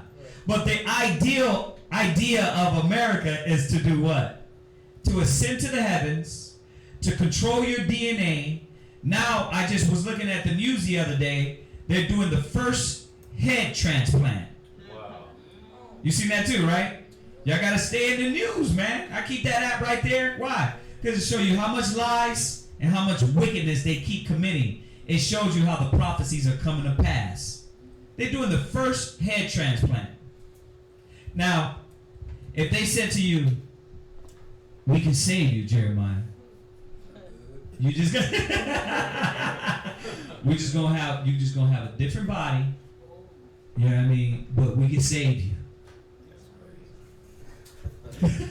Frankenstein, man. They said, I am God. Watch, read on. Check this out. God. I sit in the seat of God. I sit in the seat of God. I am God. This is what they say is blasphemy, man. So this is not talking about the spiritual demon saying, because we're going to go and show you what Satan's job is. What's that, Sade? Ezekiel 21 and 8. This is Ezekiel 28, verse 1. Go ahead. In the midst of the sea. In the midst of the nations. The seas represent the nations. Go ahead. Yet thou art a man. And that's what the Most High is doing. No, you're a man. This cat Trump was like, listen, I'm going to get in there and I'm going to show you. I'm going to have the Republicans on my side. We going to do this. Most High's like, you ain't doing nothing. You can't even get one bill passed. Why? Because this kingdom is divided against itself. When you go back to Daniel's, it tells you they're a kingdom of iron and a kingdom of clay. They got their little strengths and their weaknesses, then that's why they will fall. They don't stand on the laws of the Most High. It said the Most High is reminding them, you're a man. Go ahead. God. Yet thou art a man and not God. Go ahead. Though thou set thy heart as the heart of God. Right. Verse 3. Right. It says, though you set your mind as the mind of God. And that's what all this is about, is them creating this robotic society, this transgender, transhumanism society, so their legacy can live. It's no different than Nimrod. When Nimrod, what he was doing was exactly this, to take out a name. You're no longer Mesopotamians, Assyrians, Sumerians, you're Babylonians. Right. And we are going to go to heaven and we're going to show God that he's not more powerful than us.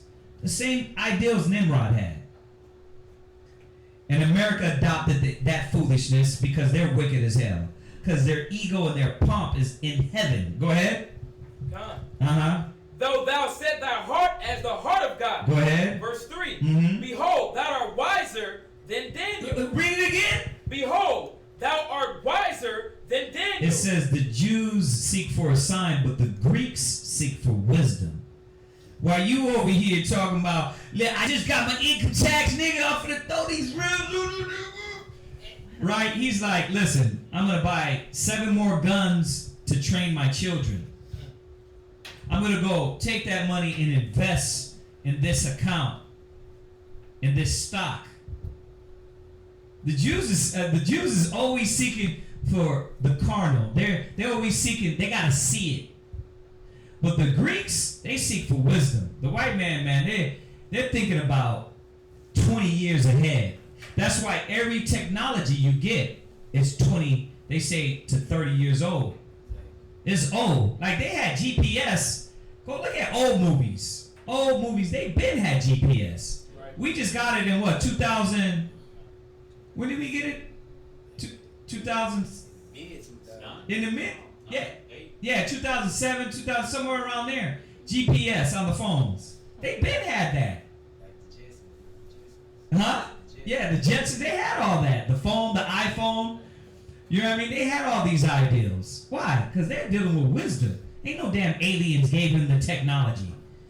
That's stupidity. It was them thinking ahead and tapping into the waves. Phone is, you're talking through airwaves. Right. We're going to talk about witchcraft. You're talking through airwaves. How the hell is that possible? You're talking through signals. Your voice breaks down and goes through the airwaves. Yeah. Watch, he's going to tell us. Read on. There is no secret that they can hide from thee. Yeah, because he's not walking around seeking, listen, my nigga, there's 100 ways to roll a blunt, to smoke a blunt. You got to put it in the can, poke a hole in it, and they got it down. Our people into foolishness. And as long as they got a little change in their pocket, guess what? Days are free. They feel real goods in the spirit. Right? But the white man is thinking about generations and going to other planets. Right. Barely. Because the black man got money, they started thinking on that level. Like Beyonce and Jay-Z and all these cats, billionaires now, they're thinking about on that level. But guess what? You just locked into the devil's mind state. Because you ain't going there either. You got what you wanted. It said the wicked prosper in this world. You got what you wanted. Go ahead. Verse 4. With thy wisdom and with thy understanding, thou hast gotten thee riches. You see that? How they got? Go look at those AMC, how the Wright brothers came up. You know what I mean? How how Wells Fargo got rich. How all the investors got rich by taking and stealing the land and the deeds, and then the owning the dirt. They own airspace. Wow. How the hell could you own airspace? Who gives you the right to own? Listen, you got the building, but the space over you, I own that. That's the devil, man. So this is not talking about the spiritual demon Satan. This is talking about his physical counterpart that sits in the seat, and you might have called them the Illuminati. They're illuminated on the left-hand side in wickedness. Go ahead. It has gotten gold and silver into thy treasure. Go ahead. Verse 5. By thy great wisdom and by thy traffic has thou increased thy riches. Yeah, by that traffic. What we're going to do, we're going to get those. Listen, we're going to go over to China. We're going to have some little Chinese people make these shoes called Jordans, and they cost $2. We're going to sell them to you for $300.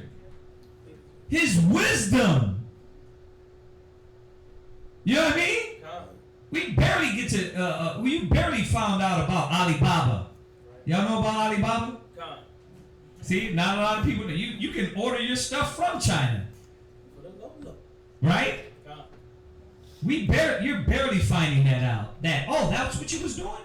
You was stealing the wisdom of the other nations and coming over here selling to the so-called black man, Hispanic man, and getting 10 times paid.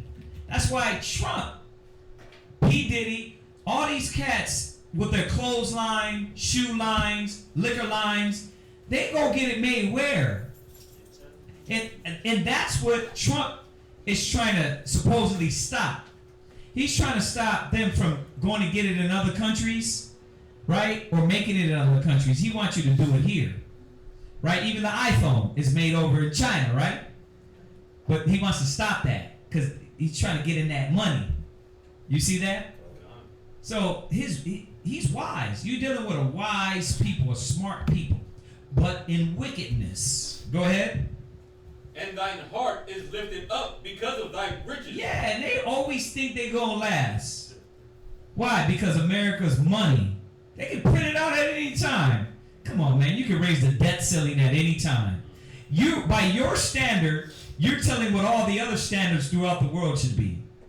But you can change it. It's like you the monopoly bank, and you can change it whenever you want to. Man, so America is great. They're great in wickedness.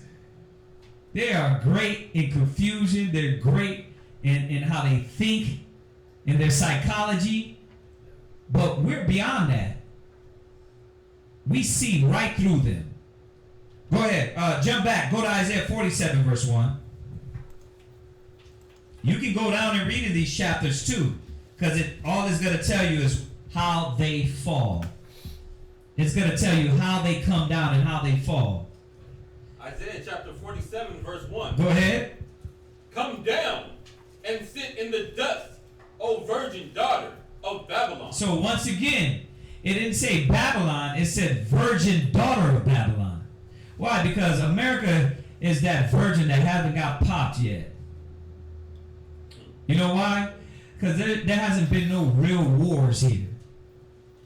Nobody's really can pierce America. Yeah, now that the Lord is bringing all these prophecies to pass, now you get the little suicide bomber or the Boston, which we know America did that anyway.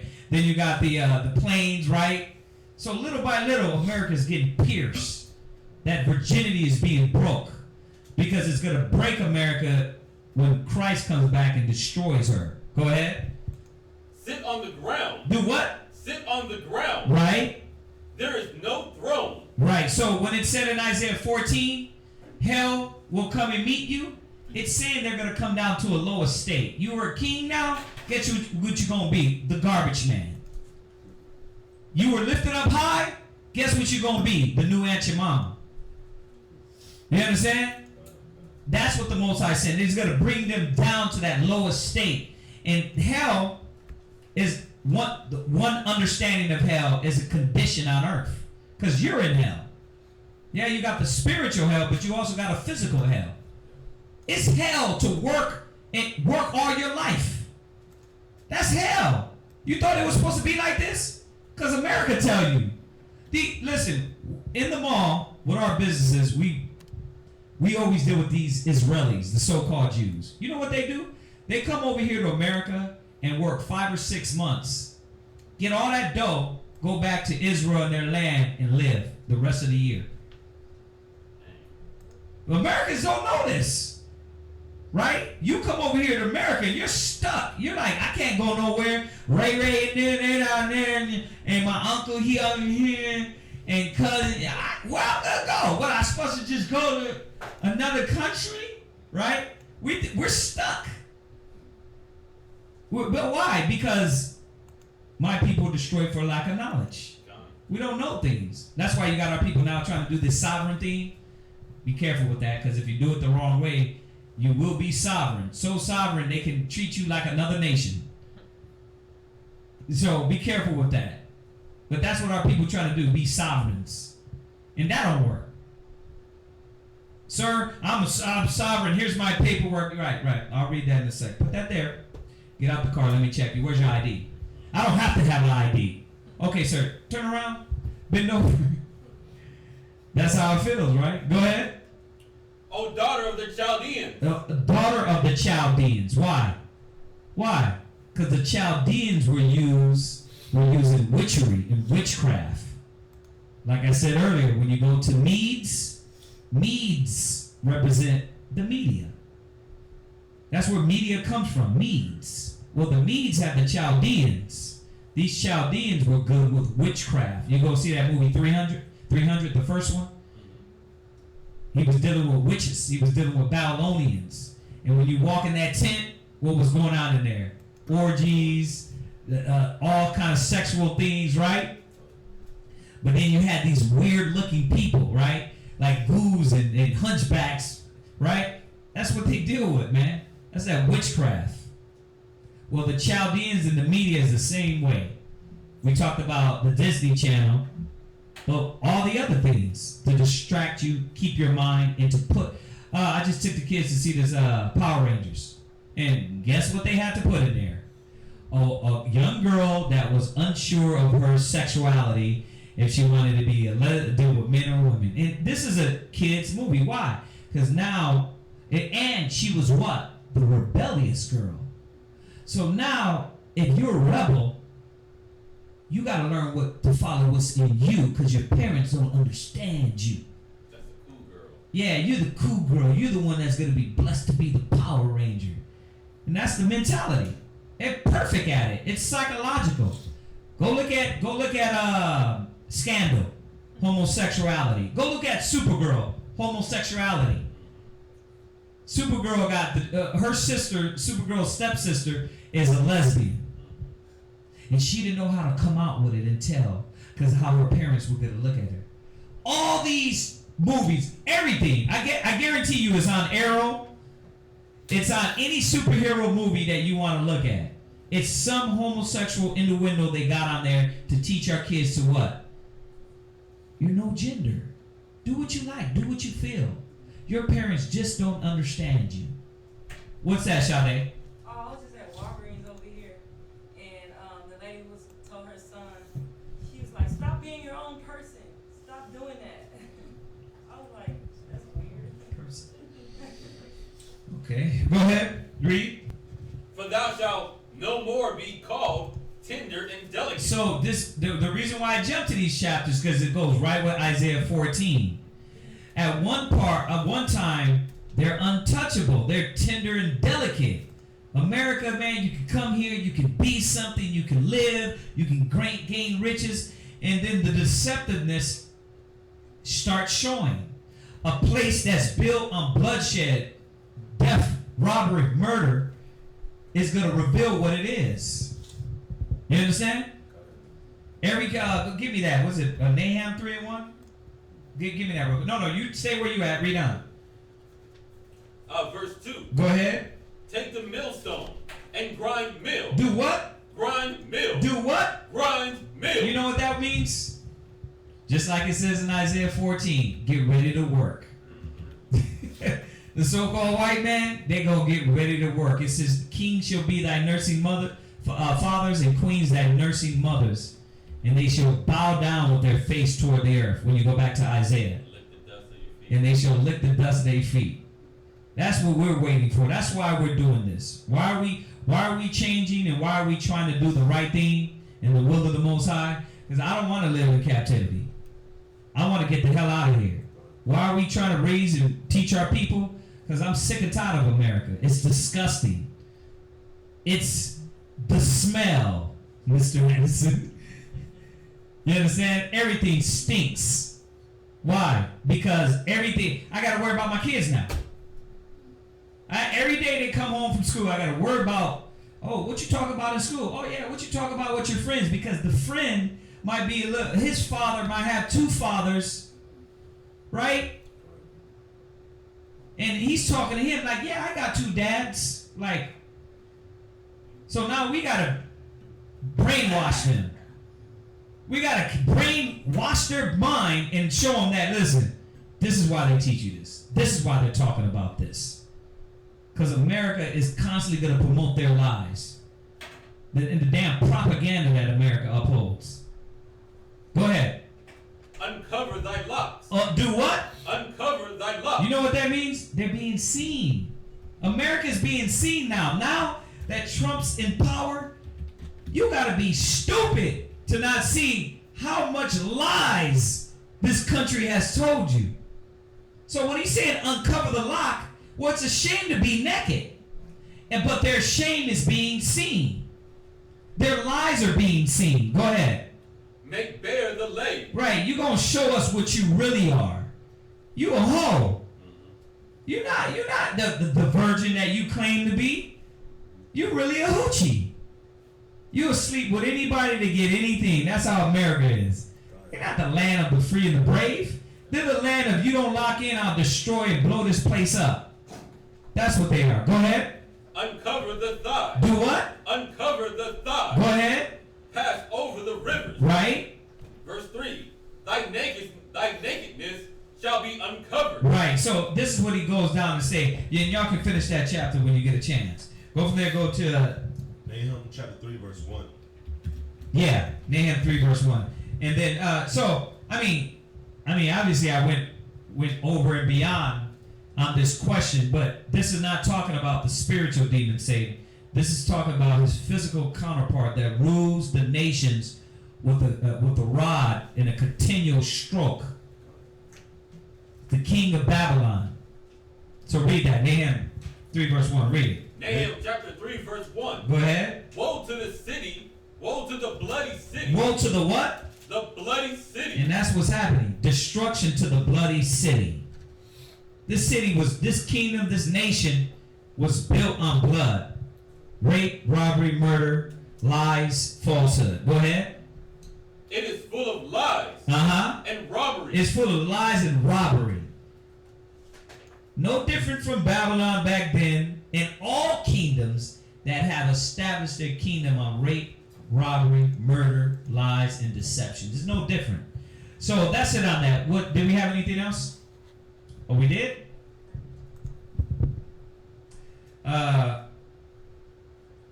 Okay, I can start this Genesis 3 or finish up questions. We ain't going to finish Genesis 3 anyway. So, what I'm going to do is I'll go finish up questions this last hour, and then Tuesday we'll go back over Genesis. I say go back over because we've done it before, but we know we got a lot of new listeners, so we want to go back over that again. We'll go back over it Wednesday. So go ahead. What's up on the questions?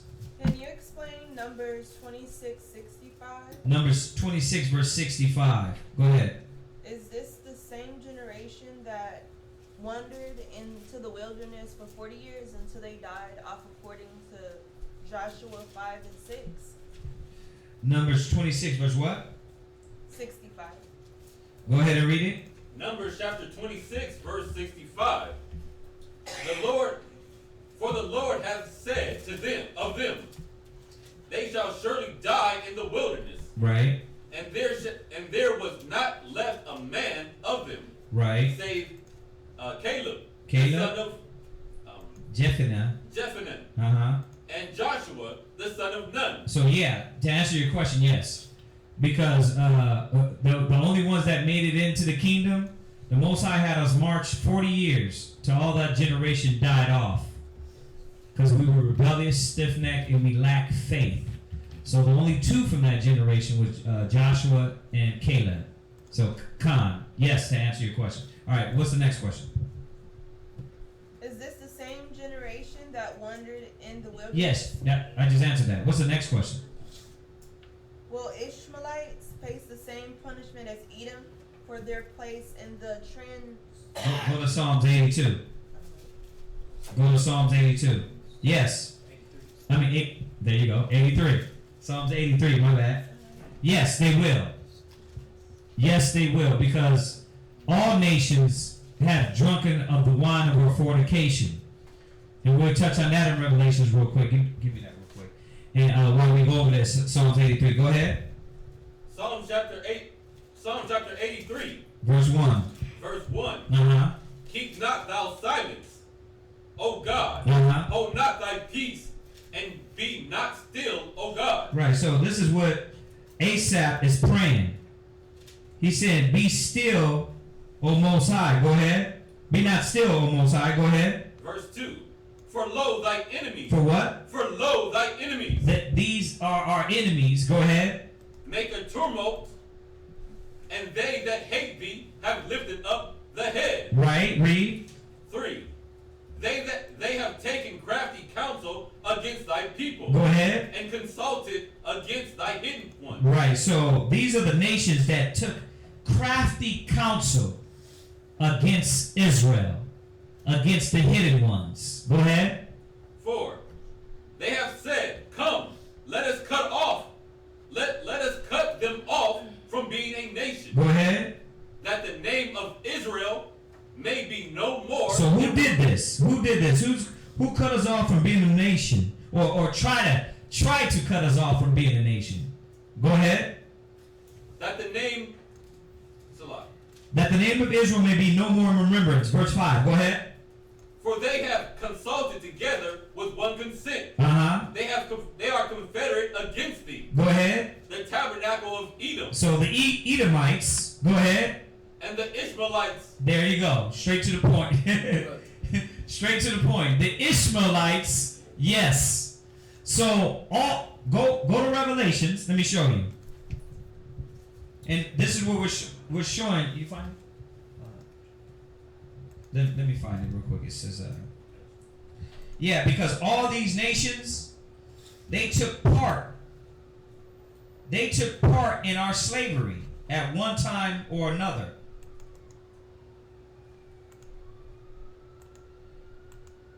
I want to get this one in Revelations. I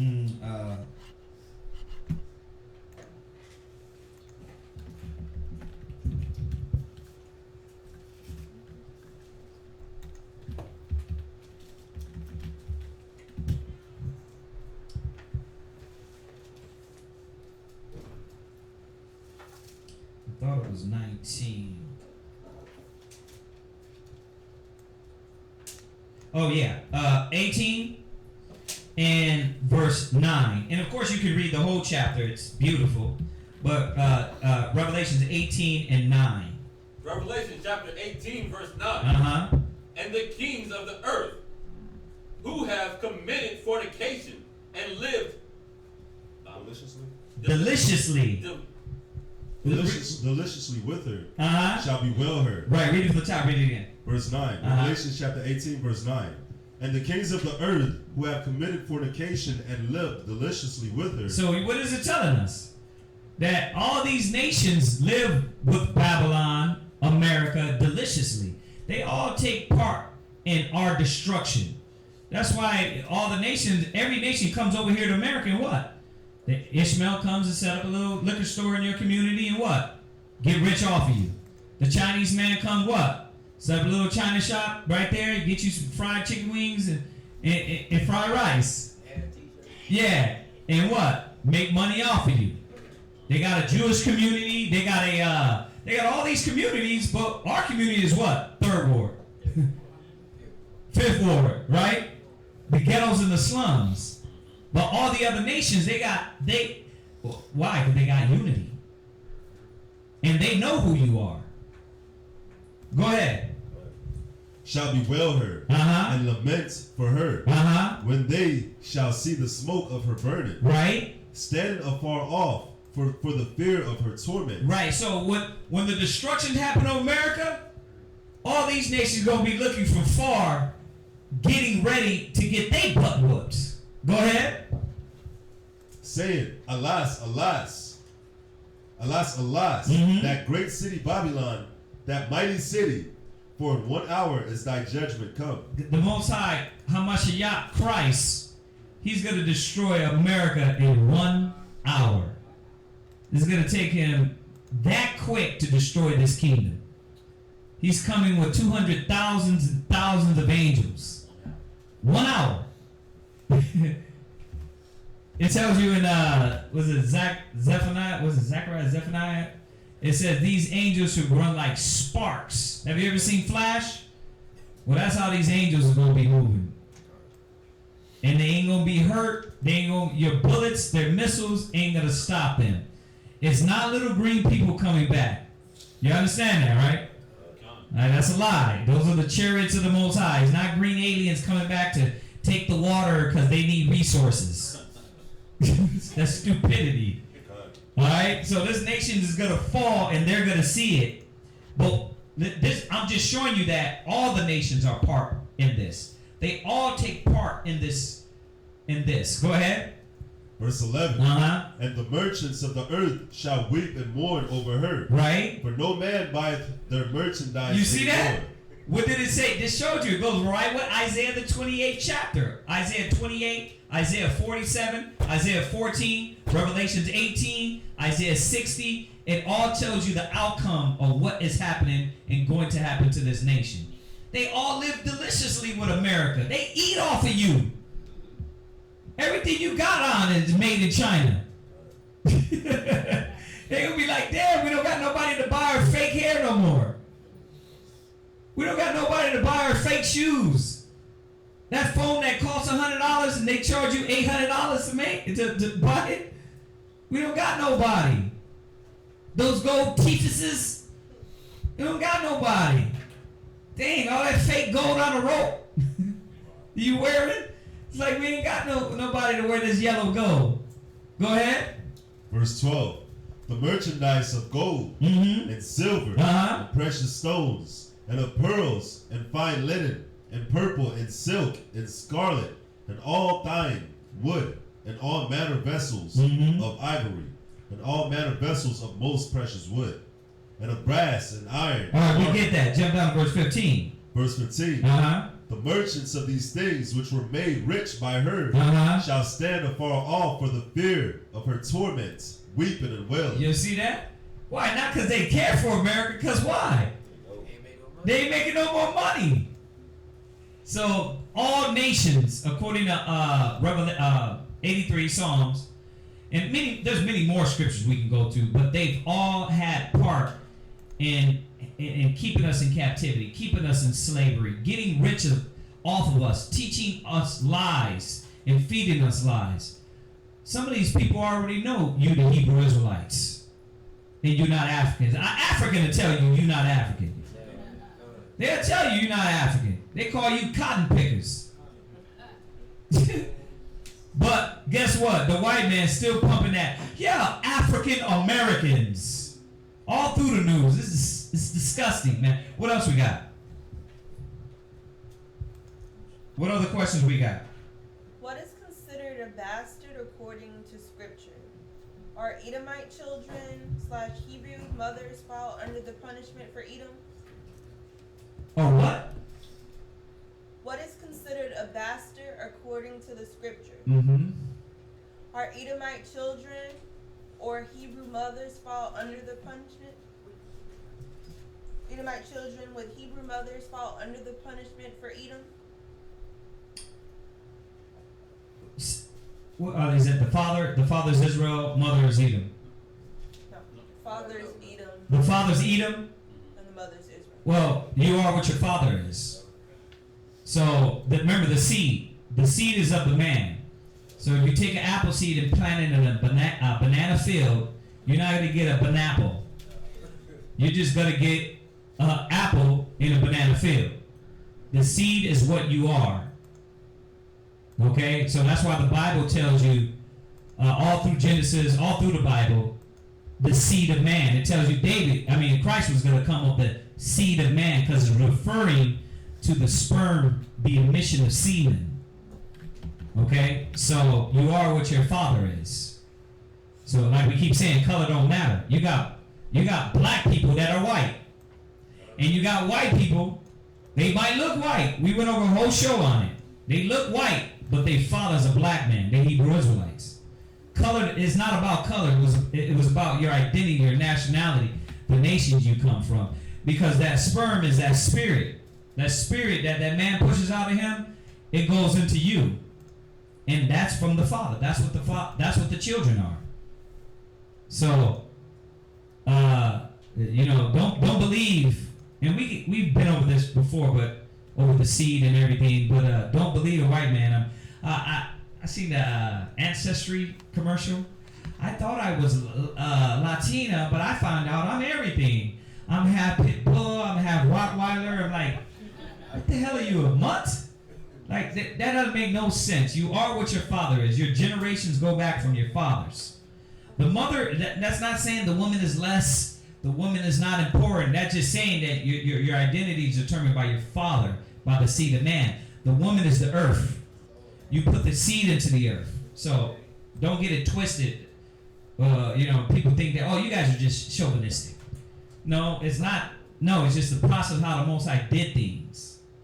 And the woman's the earth, and the man is the seed. You put that seed into the earth, you get that fruit from what it is. So, if your father's white, you're white. Father's Chinese, you're Chinese. If your father's African, you're African. If your father is a so-called Negro, you are a so-called Negro, no matter how light-skinned you are. Don't matter. No matter how dark-skinned you are. If your father's Caucasian and he got a black woman and you come out black, then you are what your father is. All right? Now, as far as bastard, did you look that up? Yeah. Bastard in the scriptures.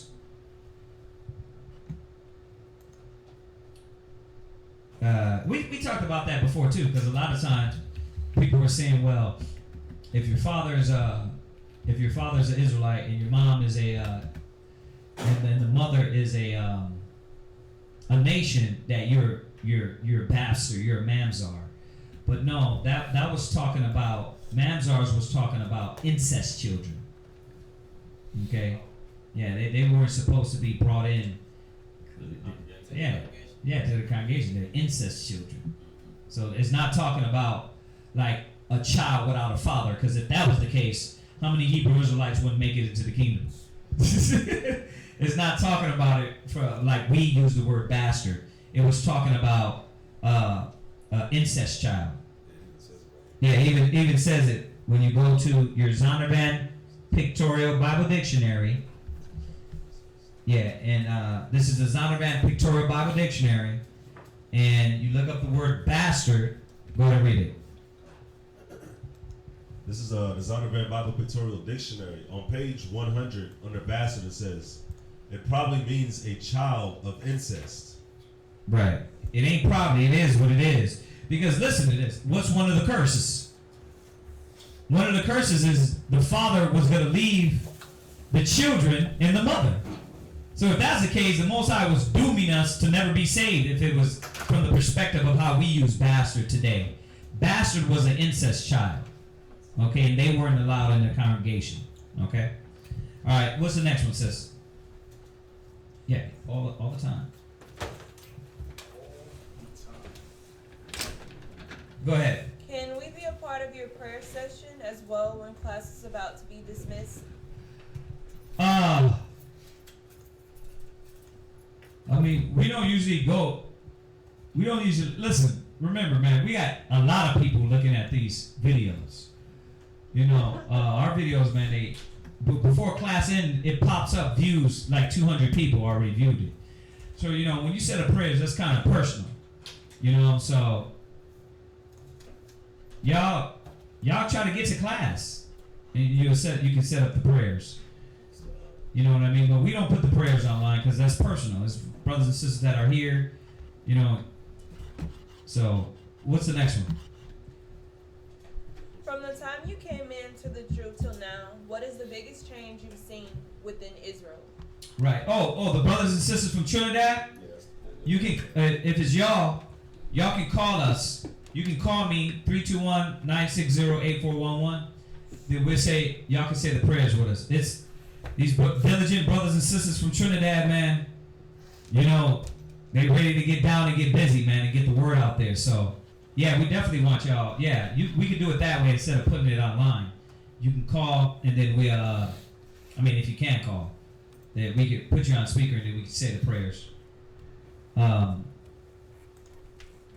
else we got? What does Ezekiel 28:14 mean? Is that Satan or man? Ezekiel 28. Did I? Yeah, the one about Well, we went there too, though. So let's jump back. Go back to Ezekiel 28.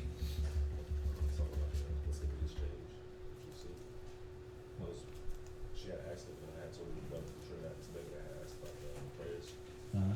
He had asked a question about what's the biggest change. Okay, I'll answer that one after this one. Ezekiel 28, verse 14. Ezekiel chapter 28, verse 14. Uh-huh. Thou art the anointed cherubim. Now he jumps. That's talking about the spiritual demon, and we're going to go over that when we go over Genesis 3. So, in Ezekiel, he's talking about a kingdom, then he jumps from the physical, and he starts speaking about the spiritual. And certain points in there shows you, because I'll just show you real quick. I was actually going to go over that tonight, but we're going to go over that Wednesday, Genesis 3. But this is one of the scriptures that go in it. So read it. For thou art the anointed cherubim that covereth. Right. Well, a cherub is an angel. So right there, it's showing you that this is speaking of angelic being. Go ahead. And I have set thee so. Read. Thou was upon the holy mountain of God. Right. So he's telling you that there was a transition from him speaking about the carnal king in Ezekiel 28 to him transitioning to the spiritual demon Satan and saying that he was there with the Most High. He was an angelic being with the Most High. Go ahead. Thou hast walked up and down in the midst of the stones. Right, because when you look at Satan, when you go back to Job, that's his job. He's not cast out. His job was to walk up and down in the earth and do his bidding. To wreak havoc. That's why when you go back to Job, it said there was a day where the sons of God came to present themselves to the Most High, and Satan himself came also. He didn't start coming in throwing bow and arrows and fighting the Most High. He came to present himself to give his report and take orders. Yeah, and take orders. So when you go back to Job, it shows you that Satan takes orders from the Most High still. This is showing you how Satan's pride got to him. Go ahead. Of fire. Uh-huh. Verse 15. Thou was perfect in thy way from the day that thou was created. So listen, hold on to that, because I'm going to go over Genesis 3, and we're going to bring that out anyway. That's one of the scriptures that go in there to show you where Satan, the spiritual demon Satan went off. So just hold that one. What was the question in Trinidad? From the time you came into the truth Uh-huh. to now, what's the biggest change you've seen within Israel? The biggest change? Well, man, there's been a lot of changes. But I mean, if you want to say the worst, it's the doctrine change. You know, coming into Israel, we were all, it was one time where everybody was in the same mind saying judgment. But when this guy started talking about he's a comforter, everybody, of course, didn't want to be affiliated with that. So that's where we was like, we kept doing what we're doing, but what we was like, nah, we're not. We know this guy's not the Holy Spirit. So, really, the biggest change is the doctrine changes, because it keeps going. You get every new person that just reads the Bible 1 week and it starts changing the scriptures, or coming in with Christianity and start changing it. Like, I could go through a list of it, but what's the point of that? But yeah, that's the big change, the doctrine change. Israel has grown, though. Israel has grown. Like, the word, the closer and closer we get to the end, the word has gone really across the world. We got people, man, that when you look at your statistics on YouTube, we got people in Ghana, we got people, you brothers and sisters in Trinidad, but we got, England teaching. The word has literally gone throughout the world. So that's one of the biggest changes. The doctrine in the word. The word. What else? What else we got? Question 1, Salat, can you explain cremation to my daughter? Cremation. Well, the thing is that we never did that. So you don't read about that. You don't read about cremation unless the other nations did it. We don't supposed to cremate. Remember, we just went over Psalms 104, right? It said 29 that our bodies will go where? Back to the dust. When you go through the scriptures, let me show you. Right. And you guys, some of these questions, we tell y'all to get your Zondervan, get a concordance. But even if you go from the beginning and you look up, go to Genesis 15:15. When you look up us being buried, go to Genesis 15:15.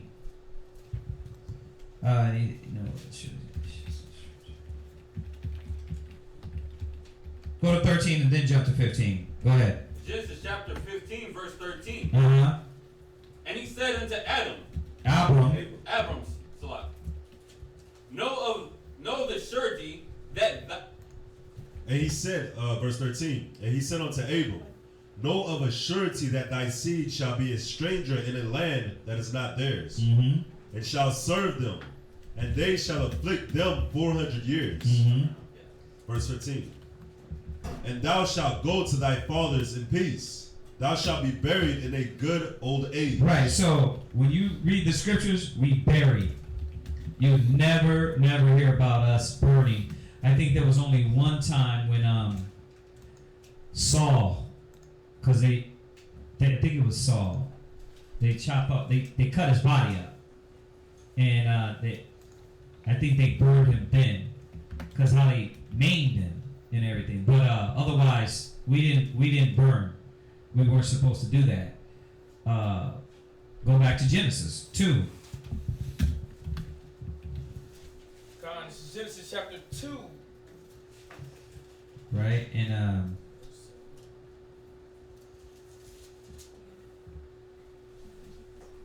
remember, like I said, write down the other one we went over earlier, Psalms 104. I just wanted to find this one in Genesis 2. I said,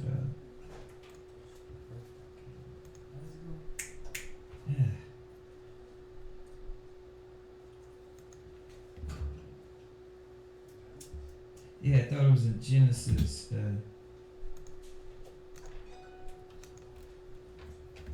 There was another one I wanted to get. It was I'm trying to. It left my brain.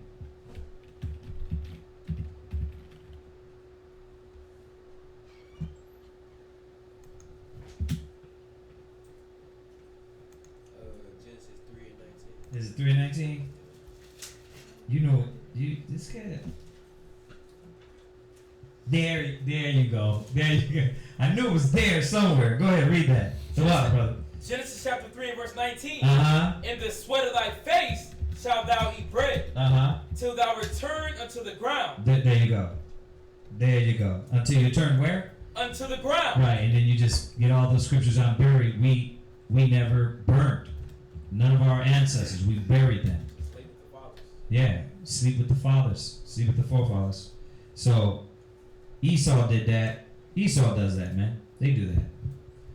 burn them and then put them on a vase, put them in a vase and put them on. It's stupid, man. Yeah. All right. So what else? What do I do if I have Edom living with me? Like, what do you mean? I mean, somebody asked me that the other day. They said I got a Edomite roommate. Okay, so you got an Edomite roommate. I mean, you're going to treat them like you would treat anybody else. Remember, greater is he that is in you than he that is in the world. You got the truth now. Well, eventually you'll be out of there, right? And you'll separate yourself. But otherwise, you treat them like you always treat them. You don't got to sit there and look at them. I just realized something. You the devil. You know what I mean? No, it's like you treat that. We went over it last week about burning bridges.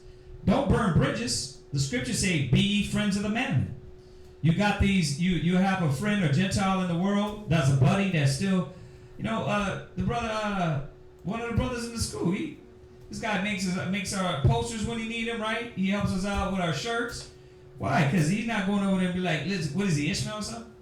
It's like, you a damn Arab, you crazy ass Arab. He's not doing that. He's like, when I need this done, I call this cat, and he does it at a low price. What? He does it for no price. He does it for no price, and that's what they supposed to do. Yeah, and the cool part about it, he actually hits me up and says, "Does the school need anything?" There you go. Yeah. That's what the nation's supposed to be doing. Yeah. Dropping that money, taking care of Israel. Because Israel can't do it. But it's up to us to deal accordingly. Yeah, yeah. We gotta. It's like when David was dealing with the nations. There you go. He always dealt with them with respect. He always had that righteous judgment to deal with them. He didn't just, you're a nation, I'm gonna just deal with you in your way. Unless they got out of hand. And then when what's his name got out of hand, he hit him in their forehead with a rock. Right? Huh? Yeah, he sling a rock at him, right? Yeah. So I mean, that's when they come up against us. It's very important to know that, because we talked about that a week or so back, about that every instant wasn't us walking around slaying nations. Like, we had treaties, we were dealing with them with wisdom. David had people that would help him when he was running from Saul. So deal with them with wisdom and understanding, and don't burn a bridge. Remember, be ye friends of the mammon of unrighteousness. So you might have that buddy, that white dude, that African dude, that Chinese dude, that he got the hookup at the car shop. You ain't gonna go over there, look, get the hell out of here, you're damn baby eating. You're gonna be like, you know what? Cool, man, we're good. We're gonna continue in this. And then when you get your own place and he calls you up and asks you how you doing, he might tell you, hey man, I got this hookup. Oh yeah, cool, I need that. Well, when you go to jail, guess what? You might not have an Israelite person to call. But you might call that Edomite and be like, hey, Bob, I need you to bail me out. No, man, I remember last time you called me the devil. You're not supposed to do that. We dealt with wisdom and understanding with the nations. Remember, go to Deuteronomy. Deuteronomy 4, over, right to it, 6. 4 verse 5. 4 verse 5. Now, does that negate what God is going to do? No. Does that negate the punishment? No. But hopefully they might gain, a little more different access to the kingdom. They can be the door opener instead of the one just, cleaning the toilets. They could be the tillers. They might be set in a different place. We don't know what the Most High. We know that they're going to be punished with slavery and captivity like they did us. That's what the scripture said. Isaiah 14, when you go back down, you can read that whole chapter. Isaiah 60, read that whole chapter. They're going to be servants. We know that. That's future prophecy. So, when you have your servants, you might be like, you know what, this one treated me good, man. So you can stay in the house. Yeah, you're a house nigga. You're a house. You know what I mean? You can bring them in the house, you know what I mean? Or not. It's up to you. Go ahead. This is Deuteronomy chapter 4, verse 5. Uh-huh. Behold, I have taught you statutes and judgments. I know it's cold. And I would be thinking damn, that's cold. But guess what? Remember what you went through. The scriptures say double unto them. So remember what you went through while you're thinking damn, that's cold, that's racist. No, it's not. No, it's not, because I'm still telling you to be friends with them. Be ye friends of the mammon. What I'm saying is that they're going to get paid back for what they did to us. That's justice. All their movies, what we watch, that movie, the Fantastic, Magnificent Seven. Yeah, I mean, she said, so he said, so you want revenge? She said, no, I want justice. Why when it comes to us, it's not justice. It's hate and racism. And revenge. Yeah, it's justice. Right? No justice, no peace, right? Go ahead. And Christ, Hamashiach, he's going to set it all in motion. Go ahead. Even as the Lord my God commanded me, that ye should do so in the land, rather ye go to possess it. Go ahead. Verse 6. So this is what the wisdom and knowledge the Most High gave us for. Go ahead. Keep therefore and do them. To keep and do the commandments, the laws. Go ahead. For this is your wisdom Go ahead. and your understanding in the sight of the nations. Yeah, the nations were supposed to look at us and say, these are wise and understanding people. Not laugh at us and be like, you niggas are the kings? Yeah, right. You guys are damn monkeys, man. They weren't supposed to look at us like that. They were supposed to be like, oh, Tyrone, this nigga will never be nothing. They were supposed to see an example of wisdom, knowledge, and understanding, and the Spirit of Christ working through us. That's what was supposed to happen. So when we deal with them with common sense, with wisdom, and with understanding. No, yeah, I was going to say the same thing. Like, this was set up for us to rule. So this was supposed to be when we were in our rulership. Yeah. We dealt with them with righteousness, with righteous judgment. Mm-hmm. But, like the brother said, since we went off, yeah, they look at us like, these niggas is monkeys. Yeah, Lamentations, they hiss and they wag their head and say, is this the perfection of beauty? Right. And that's what they do. They look at us and be like, it'll never be. Y'all can never be kings. Yeah, you can't even pull your damn pants up. You can't even reach past the taller stage. Right. You know what I mean? Go ahead. Go ahead, read on. Which shall hear all these statutes. Right. And say, surely this great nation is a wise and understanding people. Yeah, they're supposed to look at us like that. Go ahead. Verse 7. For what nation is there so great? And who hath God so nigh unto them? Right. As the Lord our God is in all things that we call upon for him. Yeah, you see that? That's what they're supposed to be saying. Damn, those Israelites, they're a beautiful, righteous, holy nation. And what people is like them? To be called the sons of God, y'all gotta understand, man, we're gonna be on the level of gods. We're not just what we are now. You're gods. It says ye were gods, but ye shall die like men, because we are gods. But being that our mentality wants to be a slave, we'll die like a man. We're gonna die like the average nation. You know why? Because before the Most High even sets us on that status, we don't even want to do this right now. That's the point. We don't want to rehearse the righteous acts right now. We think that we're going to wait for Christ to come and he's going to twinkle us. Yeah, and then we're going to be right. We're going to be right. But you got to practice it now. You got to practice love for your brother, love for the and I should say love for the nations that aren't out to harm you, because you got people out there that's trying to harm you. But if any, it's not about running around and you're a devil, you're this, you're a dirty African. Yeah. You hear that all the time, and you see that all the time on YouTube. Right. Every African is dirty. Every African is dirty. You think that, and this is why we have to bring the balance, because you think that that's how we deal with the nations, and there's so much more that how we function and dealt with them. It wasn't on that level. It's like, how did Solomon have 40 years of peace? Right. Running around calling every African dirty? Right. Running around, you dirty Chinese. Remember when, what's her name? Queen of Sheba. Queen of Sheba came to Solomon. What did he say? You big head ass Ethiopian, get out of my face. Out of here. She kicked it with him for years. No, she said he gave her wisdom. Yeah. He didn't just spit in her face and say get out, shove her. He dealt with wisdom and showed her how great our people were. So it's instances like that where Israelites forget that no, we dealt with people with civilized brains. We weren't always running around just yelling and screaming. So we got to have that balance. If not, brothers, you start to be one-sided, and you start moving like a nigga in the world. Unjust balance. Remember, a king. When you think of a king, you think of prestige. You think of a man in order. controlled. There it is. Yeah. Controlled. Discipline. He's eloquent. He's elegant. There you go. The way he carries himself. Right. Even the way he kills a man. Right. He got swag, but it's elegant. Yeah. You know what I'm saying? He ain't just out there just a brute beast. Yeah. We weren't doing that. Off with his head. Right. You know what I'm saying? Like, it's eloquent, man. We had that. Right. We were just some brute animals running around slaughtering folks. Yeah, just telling everybody F you. We didn't do that. All right, what's the next one? What's the difference between a treaty and a covenant with the other nations? A treaty and a covenant? Well, the thing is that we had treaties. We had treaties with them. But you know what I want to do on that topic, because I like it, and we haven't did a class. We haven't did a class on that. I'm gonna put a class together on that. I'm gonna do it Friday. So wait on that, so we can, instead of just chopping and screwing it, we can go through the scriptures in its entirety. Because we got 20 minutes left. I want to go over a full entirety, because that's something that we haven't did. What?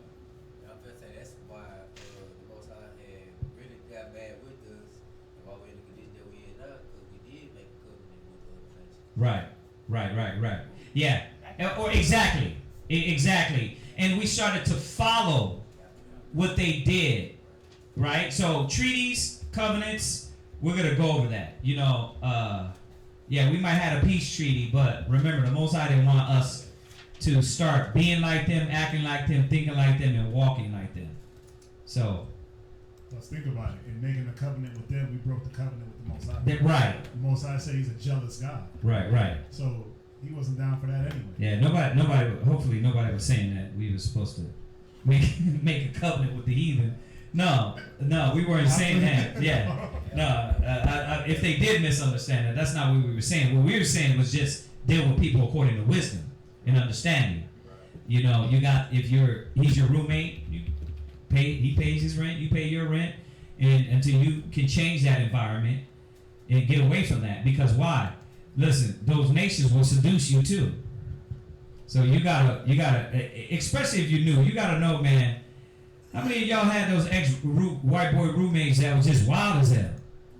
You know what I mean? They'll do anything, they'll lead you into anything. So you gotta be strong enough to get past that and not let those spirits be around you also.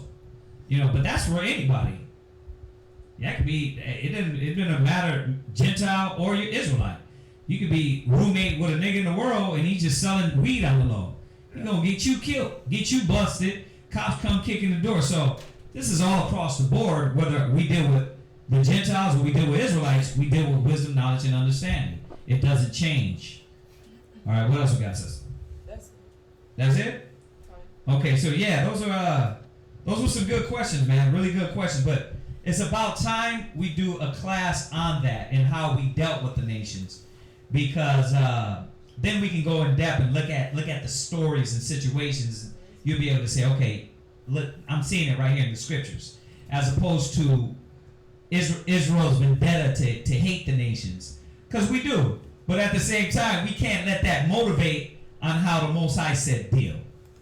I think that's the problem a lot of times. We're motivated by revenge and anger, and we want to get them back, and then we forget the Most High said to do things a certain way.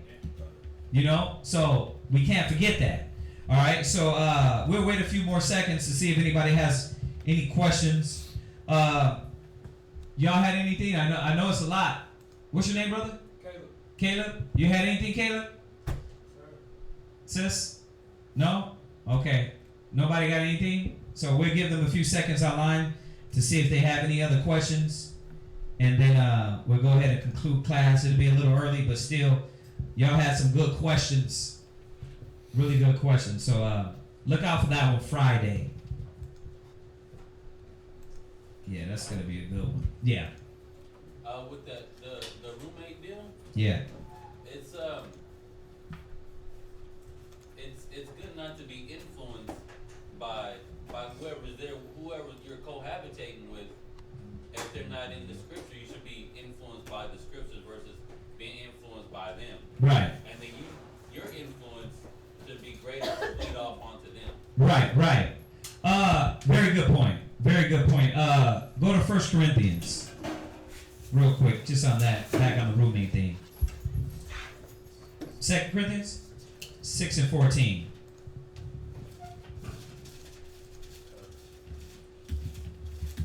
Go ahead and read that. 1 Corinthians chapter 6, verse 14. 2 Corinthians chapter 6, verse 14. Be ye not unequally yoked together with the unbelievers. So you gotta watch when you're around unbelievers. That's Jew or Gentile. Because like I said, you can hang around with the wrong person, and you trying to. You want to know why you can't stop getting high? Because you live with the weed man, right? You want to know why you can't stop going out and banging chicks all the time. Why? Because the guy he's a party guy. He always in the strip club, right? He's leaning and pulling you that way. You want to know why you can't stop smoking cigarettes? Because everybody you're around smokes cigarettes and they try to offer you one. You can't get away from these cats, right? So you got to learn how to, even in that environment, very good point that the brother brought up, you got to know how to have power over who you're around. Like we can go around people, you go to the ghettos and the slums and you'll just start, now I want to sell crack again. You know what I mean? I want to be a thug again. You go, you pass out flowers, and the wisdom that you have overcomes them. Right? So you got to know, you got to watch when you deal with unbelievers. Go ahead. For what fellowship hath the righteous with the unrighteous? What fellowship have the righteous with the unrighteous? So once again, what are you around, and what is that individual doing? Whether he's a heathen roommate or whether he's an Israelite heathen, acting like a heathen, right? You still gotta watch yourself. You got something else? Okay, so that's a good one right there. All right, so did anybody have anything else online? Okay, all right, let's salute them, everybody. Say shalom to them online. Shalom. And we'll see y'all Wednesday. All right.